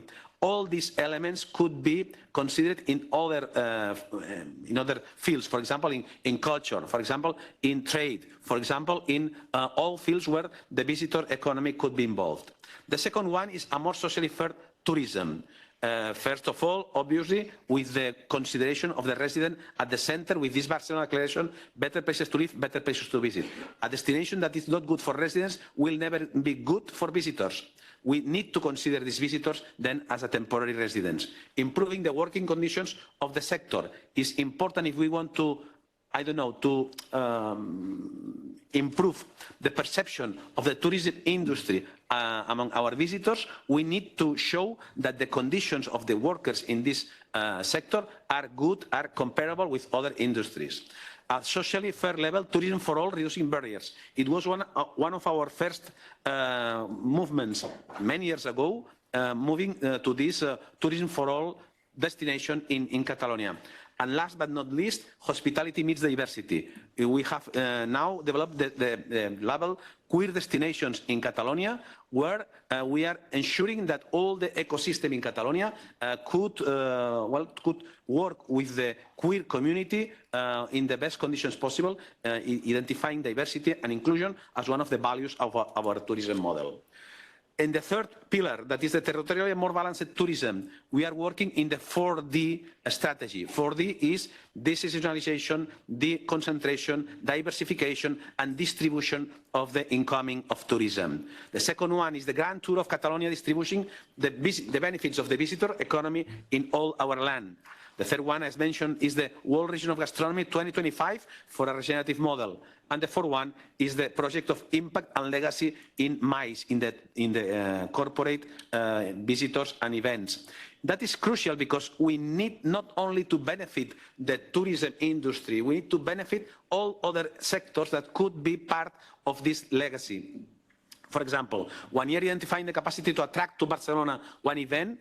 If Barcelona, for example, is a hub and a reference, for example, in cardiology, then we prefer to attract a cardiology event than others that could probably not give this kind of legacy in our destination. But it's similar in other fields in tourism, and not only in MICE. Now we are enlarging the concept of legacy and impact, not only in MICE, but in the leisure industry as well. And in the fourth point is this innovation model, or the innovation engine for the transformation of tourism. The first one is this innovative governance, including residents deciding on tourism, this PPRP. We want to build not only public-private partnerships, but public-private resident partnerships. Creating a new generation of indicators, measuring social sustainability information, going not only to the GDP, but to the social progress index, including other elements that helps us to measure this well-being that I mentioned it before at the beginning of the presentation. And last one, but not least, is the development of this super DAP Catalonia card, using blockchain technologies to create organization autonomous, decentralized in Catalonia, in the territory. Helping to democratize the management of tourism and helping communities, local communities, to build this own future in terms of development of the tourism model. It's easy to do in the parts where the tourism is not the main activity. It's much more difficult to go, for example, to develop this kind of communities in, for example, Barcelona or some destinations in our littoral. But innovation and blockchain could be part of this transformation in these decentralized autonomous organizations. This commitment, I think the most important element to emphasize is the capacity to represent the whole ecosystem, not only the traditional visitor economy ecosystem. 244 entities affiliated. That suppose 100% of the municipalities in Catalonia. That suppose more than 230,000 companies represented by all these associations and companies that has been signing this agreement, this commitment. The two trade unions that represents 80% of the workers in Catalonia, all the tourism associations that represents the snow tourism, the rural tourism, the business tourism, the ports, the airports, the sports, for example, 15 universities and research centers that represents all the academy sector in Catalonia. The civic entities, but let me here emphasize that here the Association of Networks in Catalonia signed this agreement. For me, the most important thing is to say that the same document has been signed by the companies that are involved in the economy of the tourism, and at the same time by the networks, for example, in Barcelona or in the whole Catalonia. The Federation of Neighbors Association in Catalonia is presided by the Association of Sagrada Familia. You know that Sagrada Familia probably is the most overcrowded area in Barcelona. For me, it's really important and symbolic to say that the neighbors of Sagrada Familia signed this agreement. That supposes that the consensus is clear and easy to maintain. The environmental entities, the cultural resources, and the non-tourist entities, for example, professional colleges, technologies, and food and wine. I think it's a first step. I think it's the basement. It's not the final of the trip, but I think it's part of the solution and could help us to develop this new model that we want for the future. We think that it could be good to, I don't know, to use that as an example, as a reference, and why not to build a global agreement for responsible tourism in the whole Europe, identifying all the agents that could represent all the entities and all the social parts of our global European ecosystem in order to build together a better model for the future for our destinations. Thank you very much.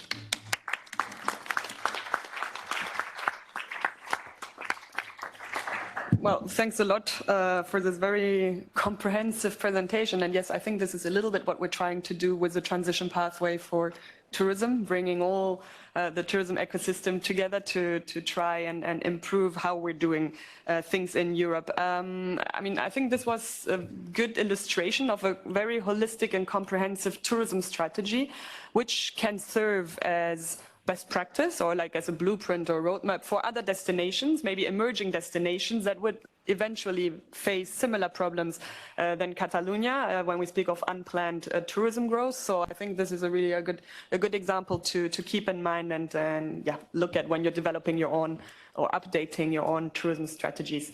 Do we have questions in the room? Yes.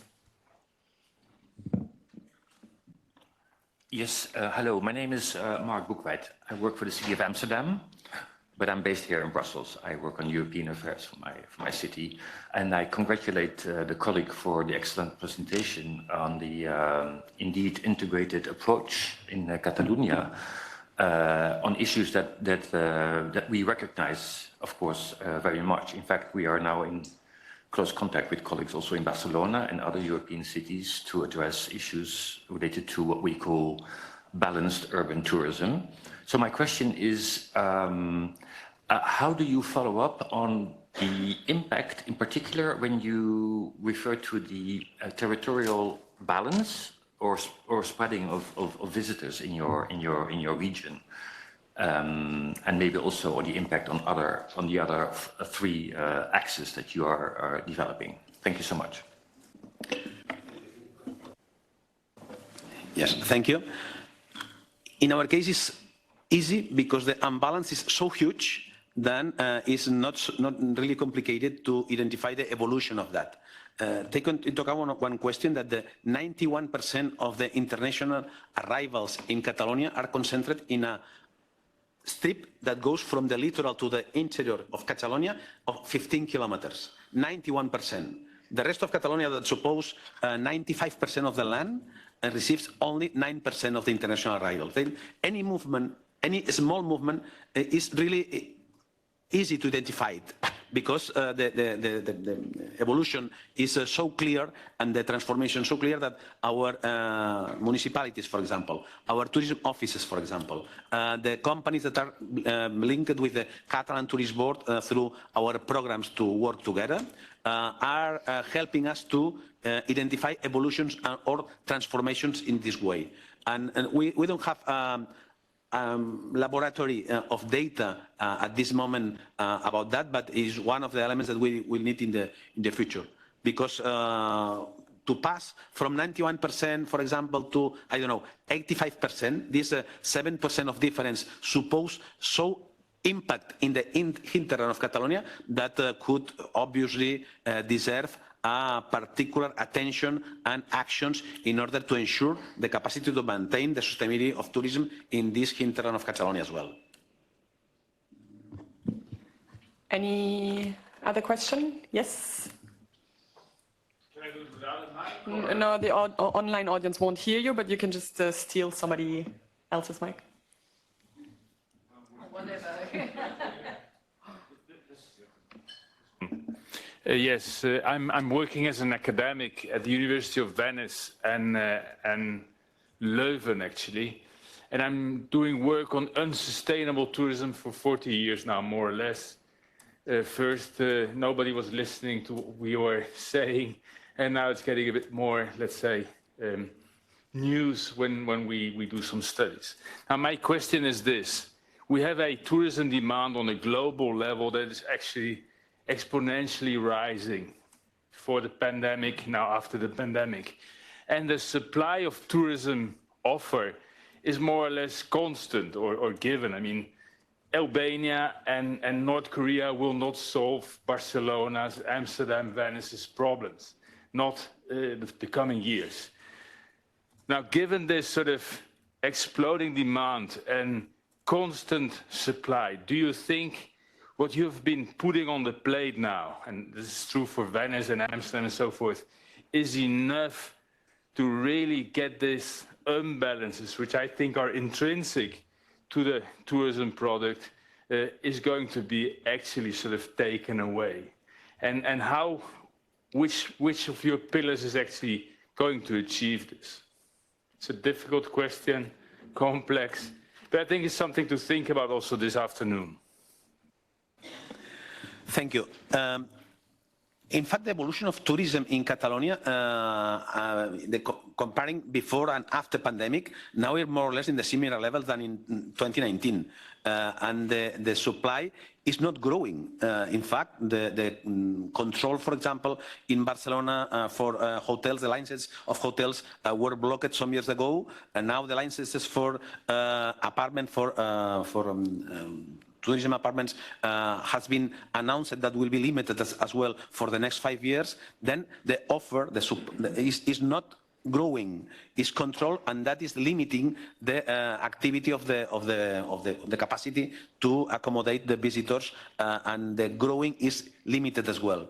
But we need another approach. We need to work in the way of this 4D, in this deconcentration, decentralization, and diversification of our activity, developing new products, new attractions, new capacity to spread tourism flows in the land, because we want to be the same model that we had in 2019. We need to change it. We need to take advantage of this stopping point that supposed pandemic in order to develop a new tourism. We don't want more tourism. We want better tourism. And it's for the reason that we need to put limits in some parts of the destination, and why not to improve and support the development in some other parts. And we are measuring that in order to make it possible. Thank you. I propose we move on to the next speaker. Elisabeth, actually, this is another example of a destination, but a slightly different example, which I think I came across reading the news over the summer, and I reached out to Elisabeth, who was kind enough to travel all the way here from Copenhagen, and they have this nice project or program, Copen Pay, which you might have heard about. So here it's more about rewarding positive action than punishing. So Elisabeth, please let us know what you're doing to improve. Yes. Thank you so much. It's a pleasure to be here. My name is Elizabeth, and as Malene said, I'm going to talk about Copenhagen, an initiative that we launched this summer in Copenhagen as a pilot project. And basically what Copenhagen is, it's Copenhagen attractions for climate-friendly actions. And why Copenhagen? Our vision in Copenhagen is that tourism should make the world a better destination. And our #1 goal is that it should also accelerate the green transition, both locally and globally. And this also fits perfect to the transition pathway for tourism, and also addresses some of the main themes that you're working towards. We all know that tourism isn't perfect. It affects the people and the planet in both negative and positive ways. And we believe that we are part of the solution, that tourism should just be a part of, a positive force in the future, and not environmental burden. 4 out of 5 actually say that they want to act sustainable, but only 1 actually changes behavior. And this is a significant gap that we want to address with Copenhagen, and that we want to make smaller. 2 important things that we want to address with Copenhagen is that we want to inspire to a greener mindset and behavior among travelers. We also want to raise awareness of Copenhagen as a sustainable destination.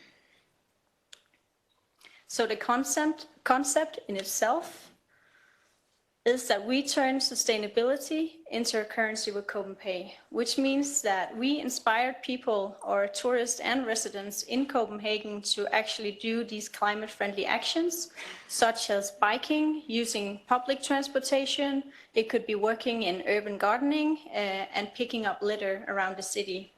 And in return, the residents and the visitors would get rewards. And that could be free beverages, it could be a free vegetarian lunch, and also just unique experiences that the attractions were offering. And why did Copenhagen become such a huge success? Well, there were 3 things that were very important for this. We could partner up with 26 strong partners around Copenhagen area, and that was crucial for making this project work. Also, Copenhagen was for all, so it was not only for the tourists that came to visit the city, it was also for the residents. And it's a trust-based initiative. It was a simple concept that was easy to use, so you didn't have to sign up to an app or anything. You can just come and do the action and get the reward.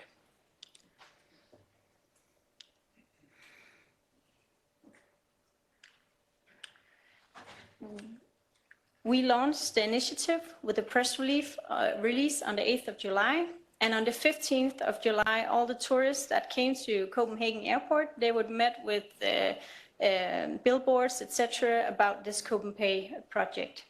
We also partnered up with influencers who came and actually tried the initiative and were posting content about it.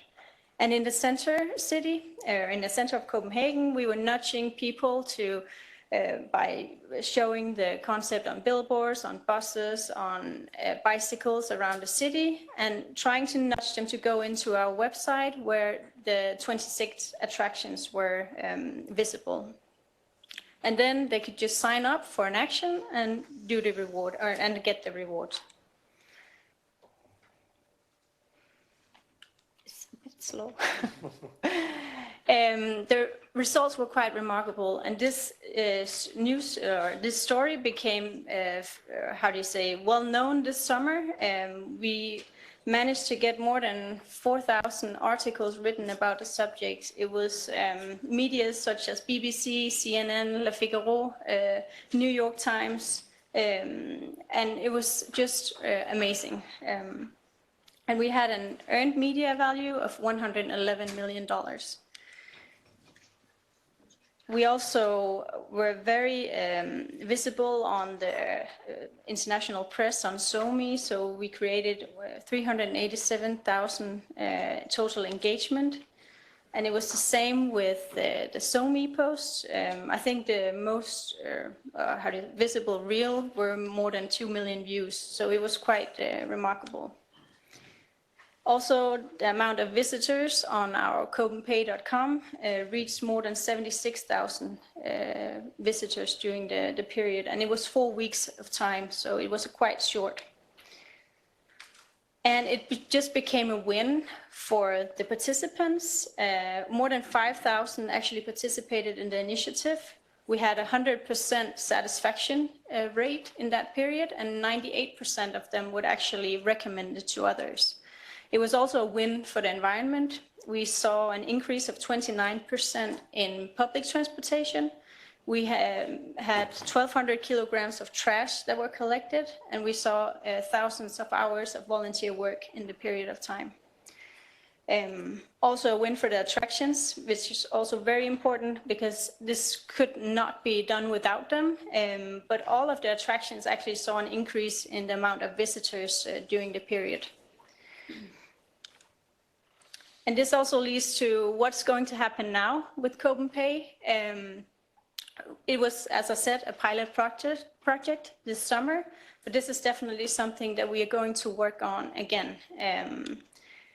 We're going to be more ambitious. We want to have more partners involved. And we, of course, the most important thing is that we want to create more impact. And we also want to do it for a longer period of time.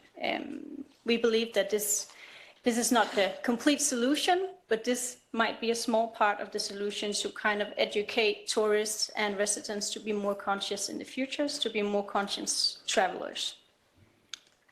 Thank you.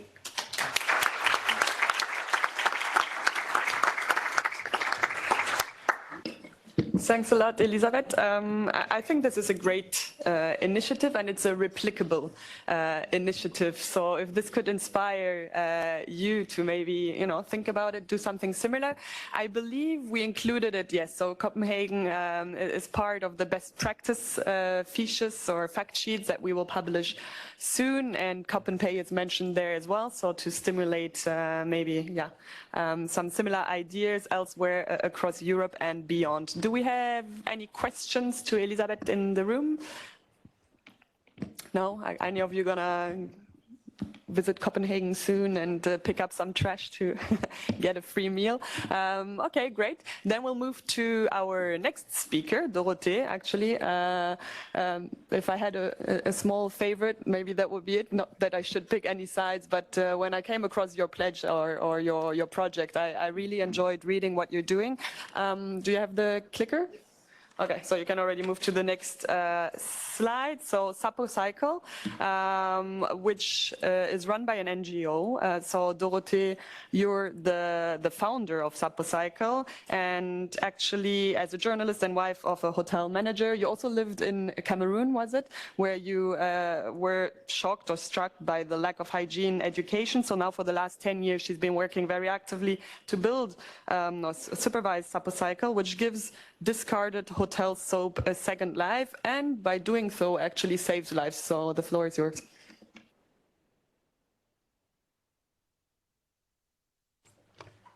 This one? Okay, yes, okay. Hello, thank you very much. I'm Dorothée, and yes, I'm the founder of SapoCycle. When we submitted this pledge to you, I really didn't know we were in the transition pathway, but actually we are. And the idea that I created when I created SapoCycle was really based on two big, I would say, two big key facts. The first one is, of course, the problem of waste reduction in the hospitality industry. And one point was never exceeded was the soaps and the toiletries, because nobody is thinking about this soap that you leave behind you in the hotel bathroom and what is done with that. There is millions of soaps which are thrown away every day in Europe, and the other big point is that they are 1/5 of the population of Europe who is living at the level or under the level of poverty, meaning a very scarce access to hygiene products, and having a good hygiene is also good for health, but also for dignity. So the idea was, where there are too many thrown away and there's not enough somewhere, we could just join these two things and to create a recycled soap. And soap is a very old product, very easy and very cheap product, but it's also very easy to recycle it. So that's why we created some soaps, some recycling soap. I'm going to explain how we do that, which of course are clean, but are also socially responsible.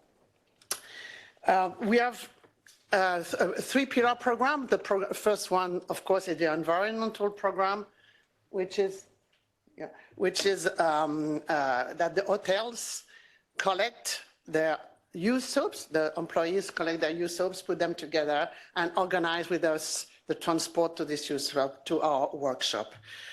But the very important point for me was to create also something local with a social integration. So we're working only with institutions working with mentally disabled people. And for that, we created a very simple process to clean the soap, to put them into powder, and to recreate, repurpose to that in a new soap, like you can see. And these people are working since 10 years in this project, and they are still very happy. Not only they are happy to work and to have a good job, which is very important for them, but also they're helping people which are in a worse condition than them, because these soaps at the end are not sold.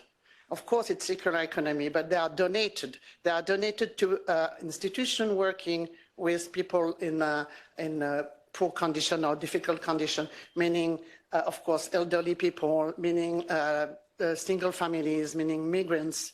And all this, we're working with food banks everywhere. And these food banks normally concentrate on food. But of course, hygiene is also very important. And that's why they are very happy to receive these soaps. I started this 10 years ago in a non-EU country, Switzerland. But since 5 years, we are now in France. And since this year, we are also in Germany and Austria. We have Yes, we were able to have more or less nearly 300 hotels which are participating. The hotels are paying a little fee, but it's very, very low just to support us. And we collected in this year's 52 tons of soaps. Doesn't look big like that, but when you think that every soap is around 30 grams, it's more than 2 million of soaps. We were able to repurpose in 360,000 soap. And when you imagine giving more or less 4 soap per year to a family, it's nearly 100,000 families who have been helped with our little soaps. It's a micro project, but still I think it's important for these people. And we had also a study from the university in Switzerland of Basel, who have made a LCA and showed that our process is also saving 90% of the CO2 that would have been produced if the soaps would be incinerated. So I think it's also very important on an ecological point of view. So why also I'm here, it's also because I think this is a very our project is a very positive impact, and it's a very virtuous program. And why not do that in some other countries? Because it's not so complicated. We have, in all Europe, you have a lot of hotels. There is a big tourism, and there is also a big poverty in a lot of countries. And I think it could be reproduced. But we are very small. We are very little number of employees. So the only way we could do that is through a system which is quite new in Europe. It comes from Canada. It's called the social franchise. It's the same principle than the franchise, but of course with no financial interaction between the franchisee and us. It's a more know-how transfer and a goodwill transfer.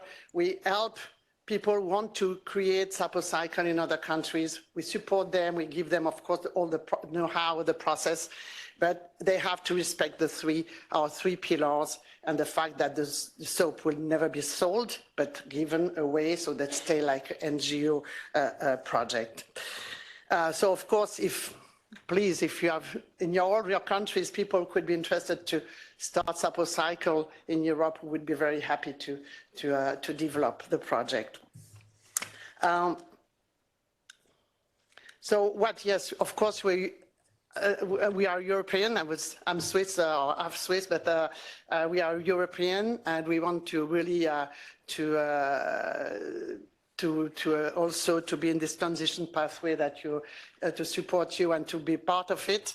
But also, it's very important for us, we are local, meaning that in every country, it's the local hotels are sending the soaps to a local recycling workshop, and then it goes locally, the soaps are given locally. So there is no transportation all over Europe, it stays in the country and sometimes even in the region. We are very transparent because we are on the social media. You can see our process, you can see everything, we can see our numbers is very transparent. And we are also, of course, because it's a cosmetic product, we need to have a traceability from the time the soap arrives at our workshops to when they goes to the people to whom it's distributed.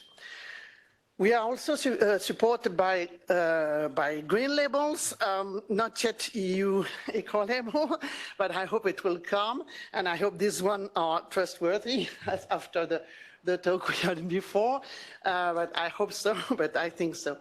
So meaning that these labels that really, when the hotels are asking for any solution for the waste, they also propose us as a solution. I just have 1 more minute just to talk about something because that's a question I'm for me, which is very close to me, and I want to be ambassador or do the advocacy. You know that there is a big challenge now in the hospitality business that they go from hard soap to liquid soap, to this dispenser you have seen all in your hotels. And all the hotels really want to do that for ecological reason. And that's not true. Liquid soap, what is it? It's 80% of water, 10% of preservative because there is water so it can be contaminated, and maybe 10% of soap.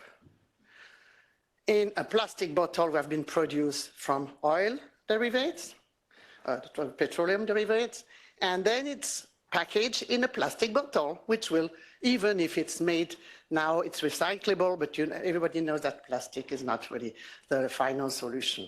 Hard soap is what it is. It's 100% soap. And when it goes in the running water, it pollutes much less than liquid soap. And at the end, hard soap is not cheaper than liquid soap. And this, for the hospitality industry, they should really make that calculation and come back to hard soap. The young generation, they understood that. They're much more into hard products, hard soap, hard shampoo, and even hard creams or whatever. And I hope that the hotels will follow this young generation that will be the next, the future consumers. For that, thank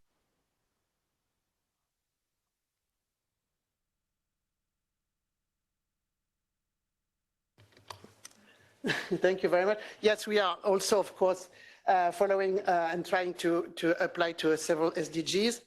And in case you want to have contact with me, here you are. Thank you very much.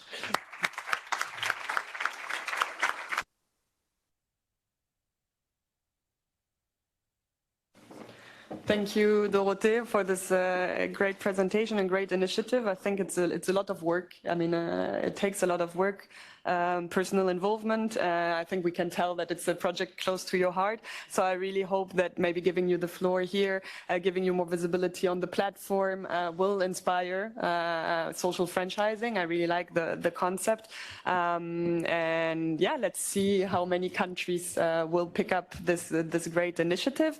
Speaking of hotels, our last speaker is actually a hotel representative. We have Gabriela, who represents the Best Western Moran Hotel in Prague. And she's actually an EU eco-label holder. So she can give us a little bit feedback on first-hand experience. What does it mean to hold the EU eco-label, and what kind of initiatives are they carrying out? So Gabriela, the floor is yours. Hello. Thank you for having me. I am happy to share our success with the EU Ecolabel certification and our CSR policy aligned with the transition way for the tourism. Let me introduce our hotel in a few words.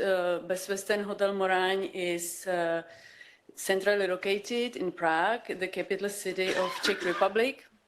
It belongs to the Best Western chain, but we are run and owned independently. It has capacity 57 rooms, and in 2023 we provide accommodation approximately to 23,000 of guests.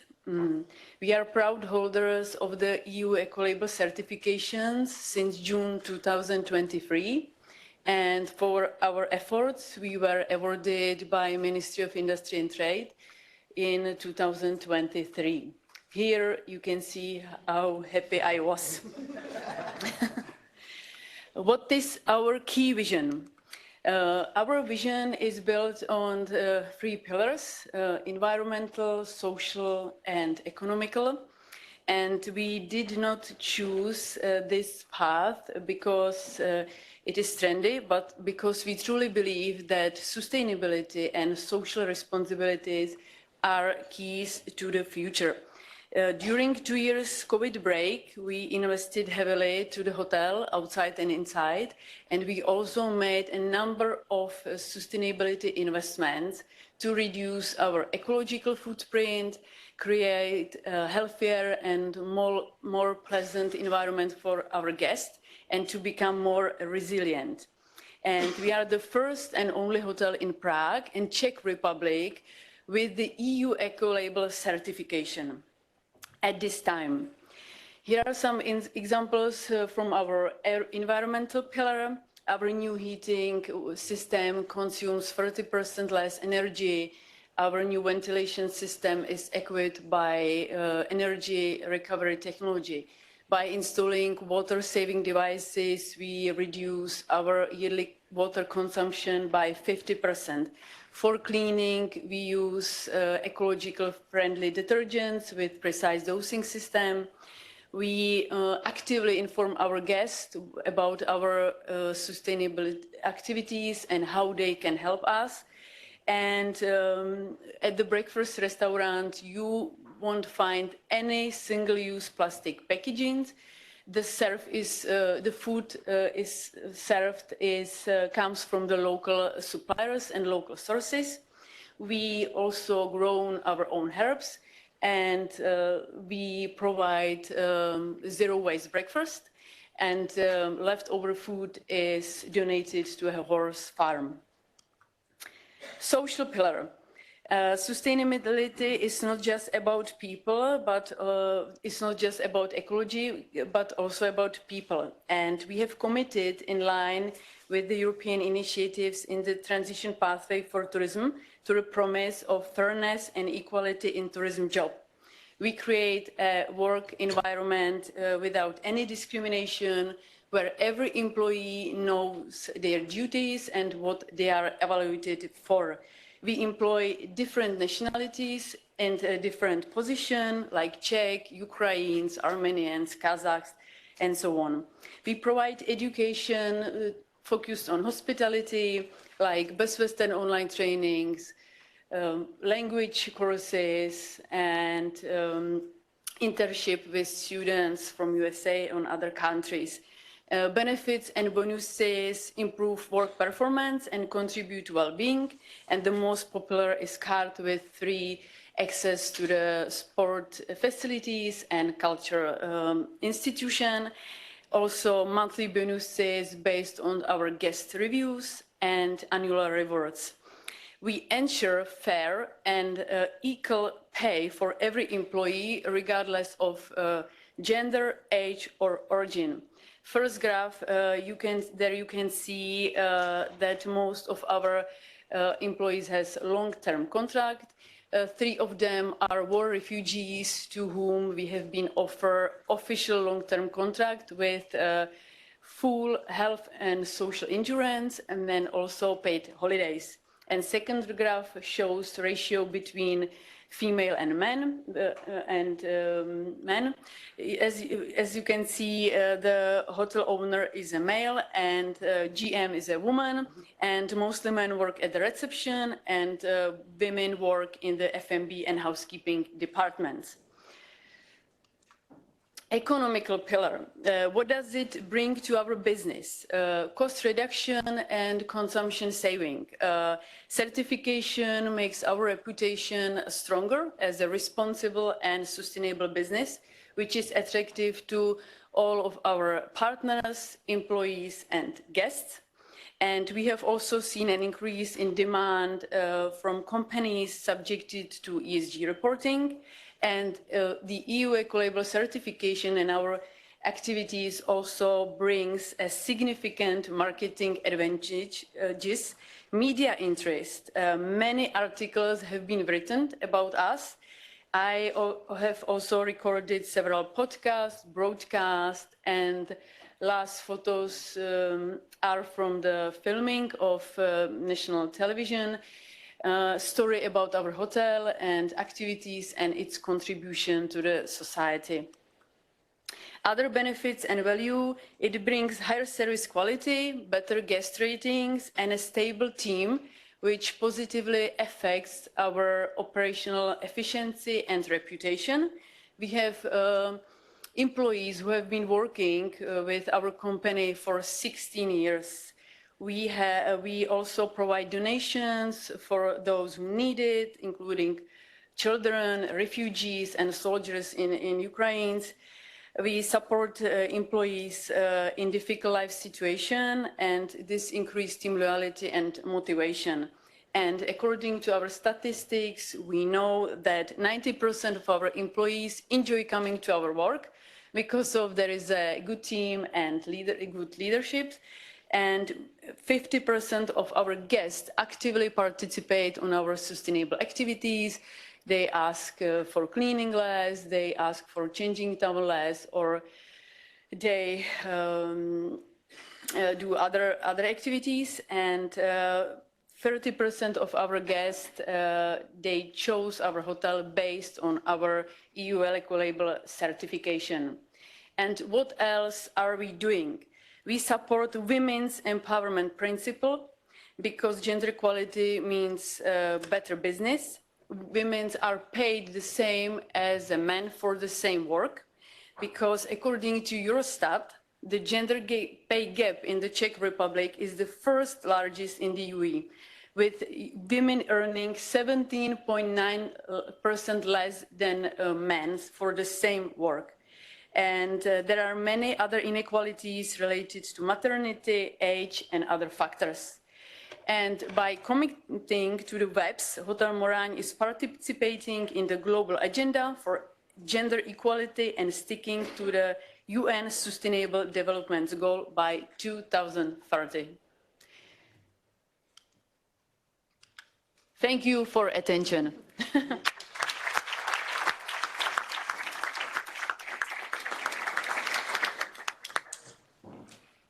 Thank you, Gabriela, for this nice presentation and for basically showing that sustainability means opportunity. It's not only a burden or cost, it can really bring a lot of benefits. I hope your hotel might move back to hard soaps rather than liquid soaps, now that we know the benefits of that.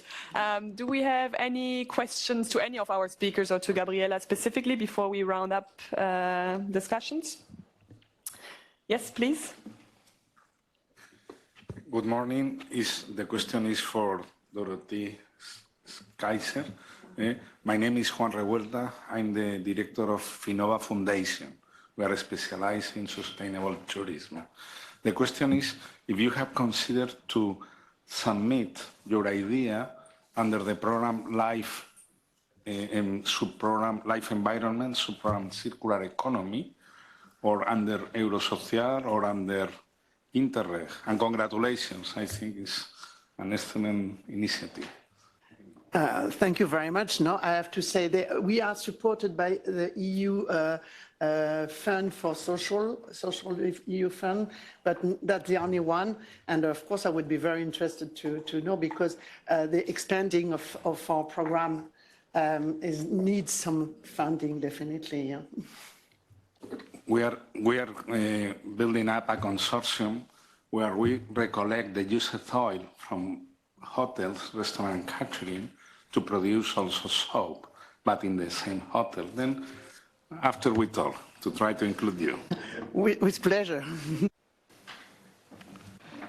Great. Anybody else?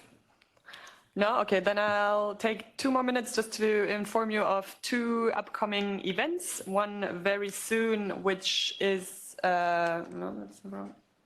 I'm the one that, sorry, now I'm making the mistakes. A webinar, Weathering the Storm, the Evolution of European Tourism in a Changing Climate, 18th of October. You have the QR code here. You can register through the platform, because now these webinars, I mean, actually they were already hosted through the platform contractor, but now you can access everything through a new EU tourism platform. So this is the first one, if you're interested. And then the next one is just to save the date. We're organizing the next European Tourism Day next year. 27 May is the date. It will be in Brussels. These events happen only every 2 years. So we didn't have one this year. We will have one again next year. It's a little bit similar to this, but much bigger. So it's really bringing stakeholders together, providing policy updates, sharing best practices, etc. So if you're around, I would encourage you to come and say hi. And with this, I'm done. I will give 2 minutes, 5 minutes, 3 minutes to Marie-Hélène to close today's event, and then we will have lunch served, I think, in front of the room, so for you to continue the networking. Okay, thanks, Marlene. 1 minute would be enough, I think. To say, first of all, thanks a lot for being there. Thanks a lot to the presenters.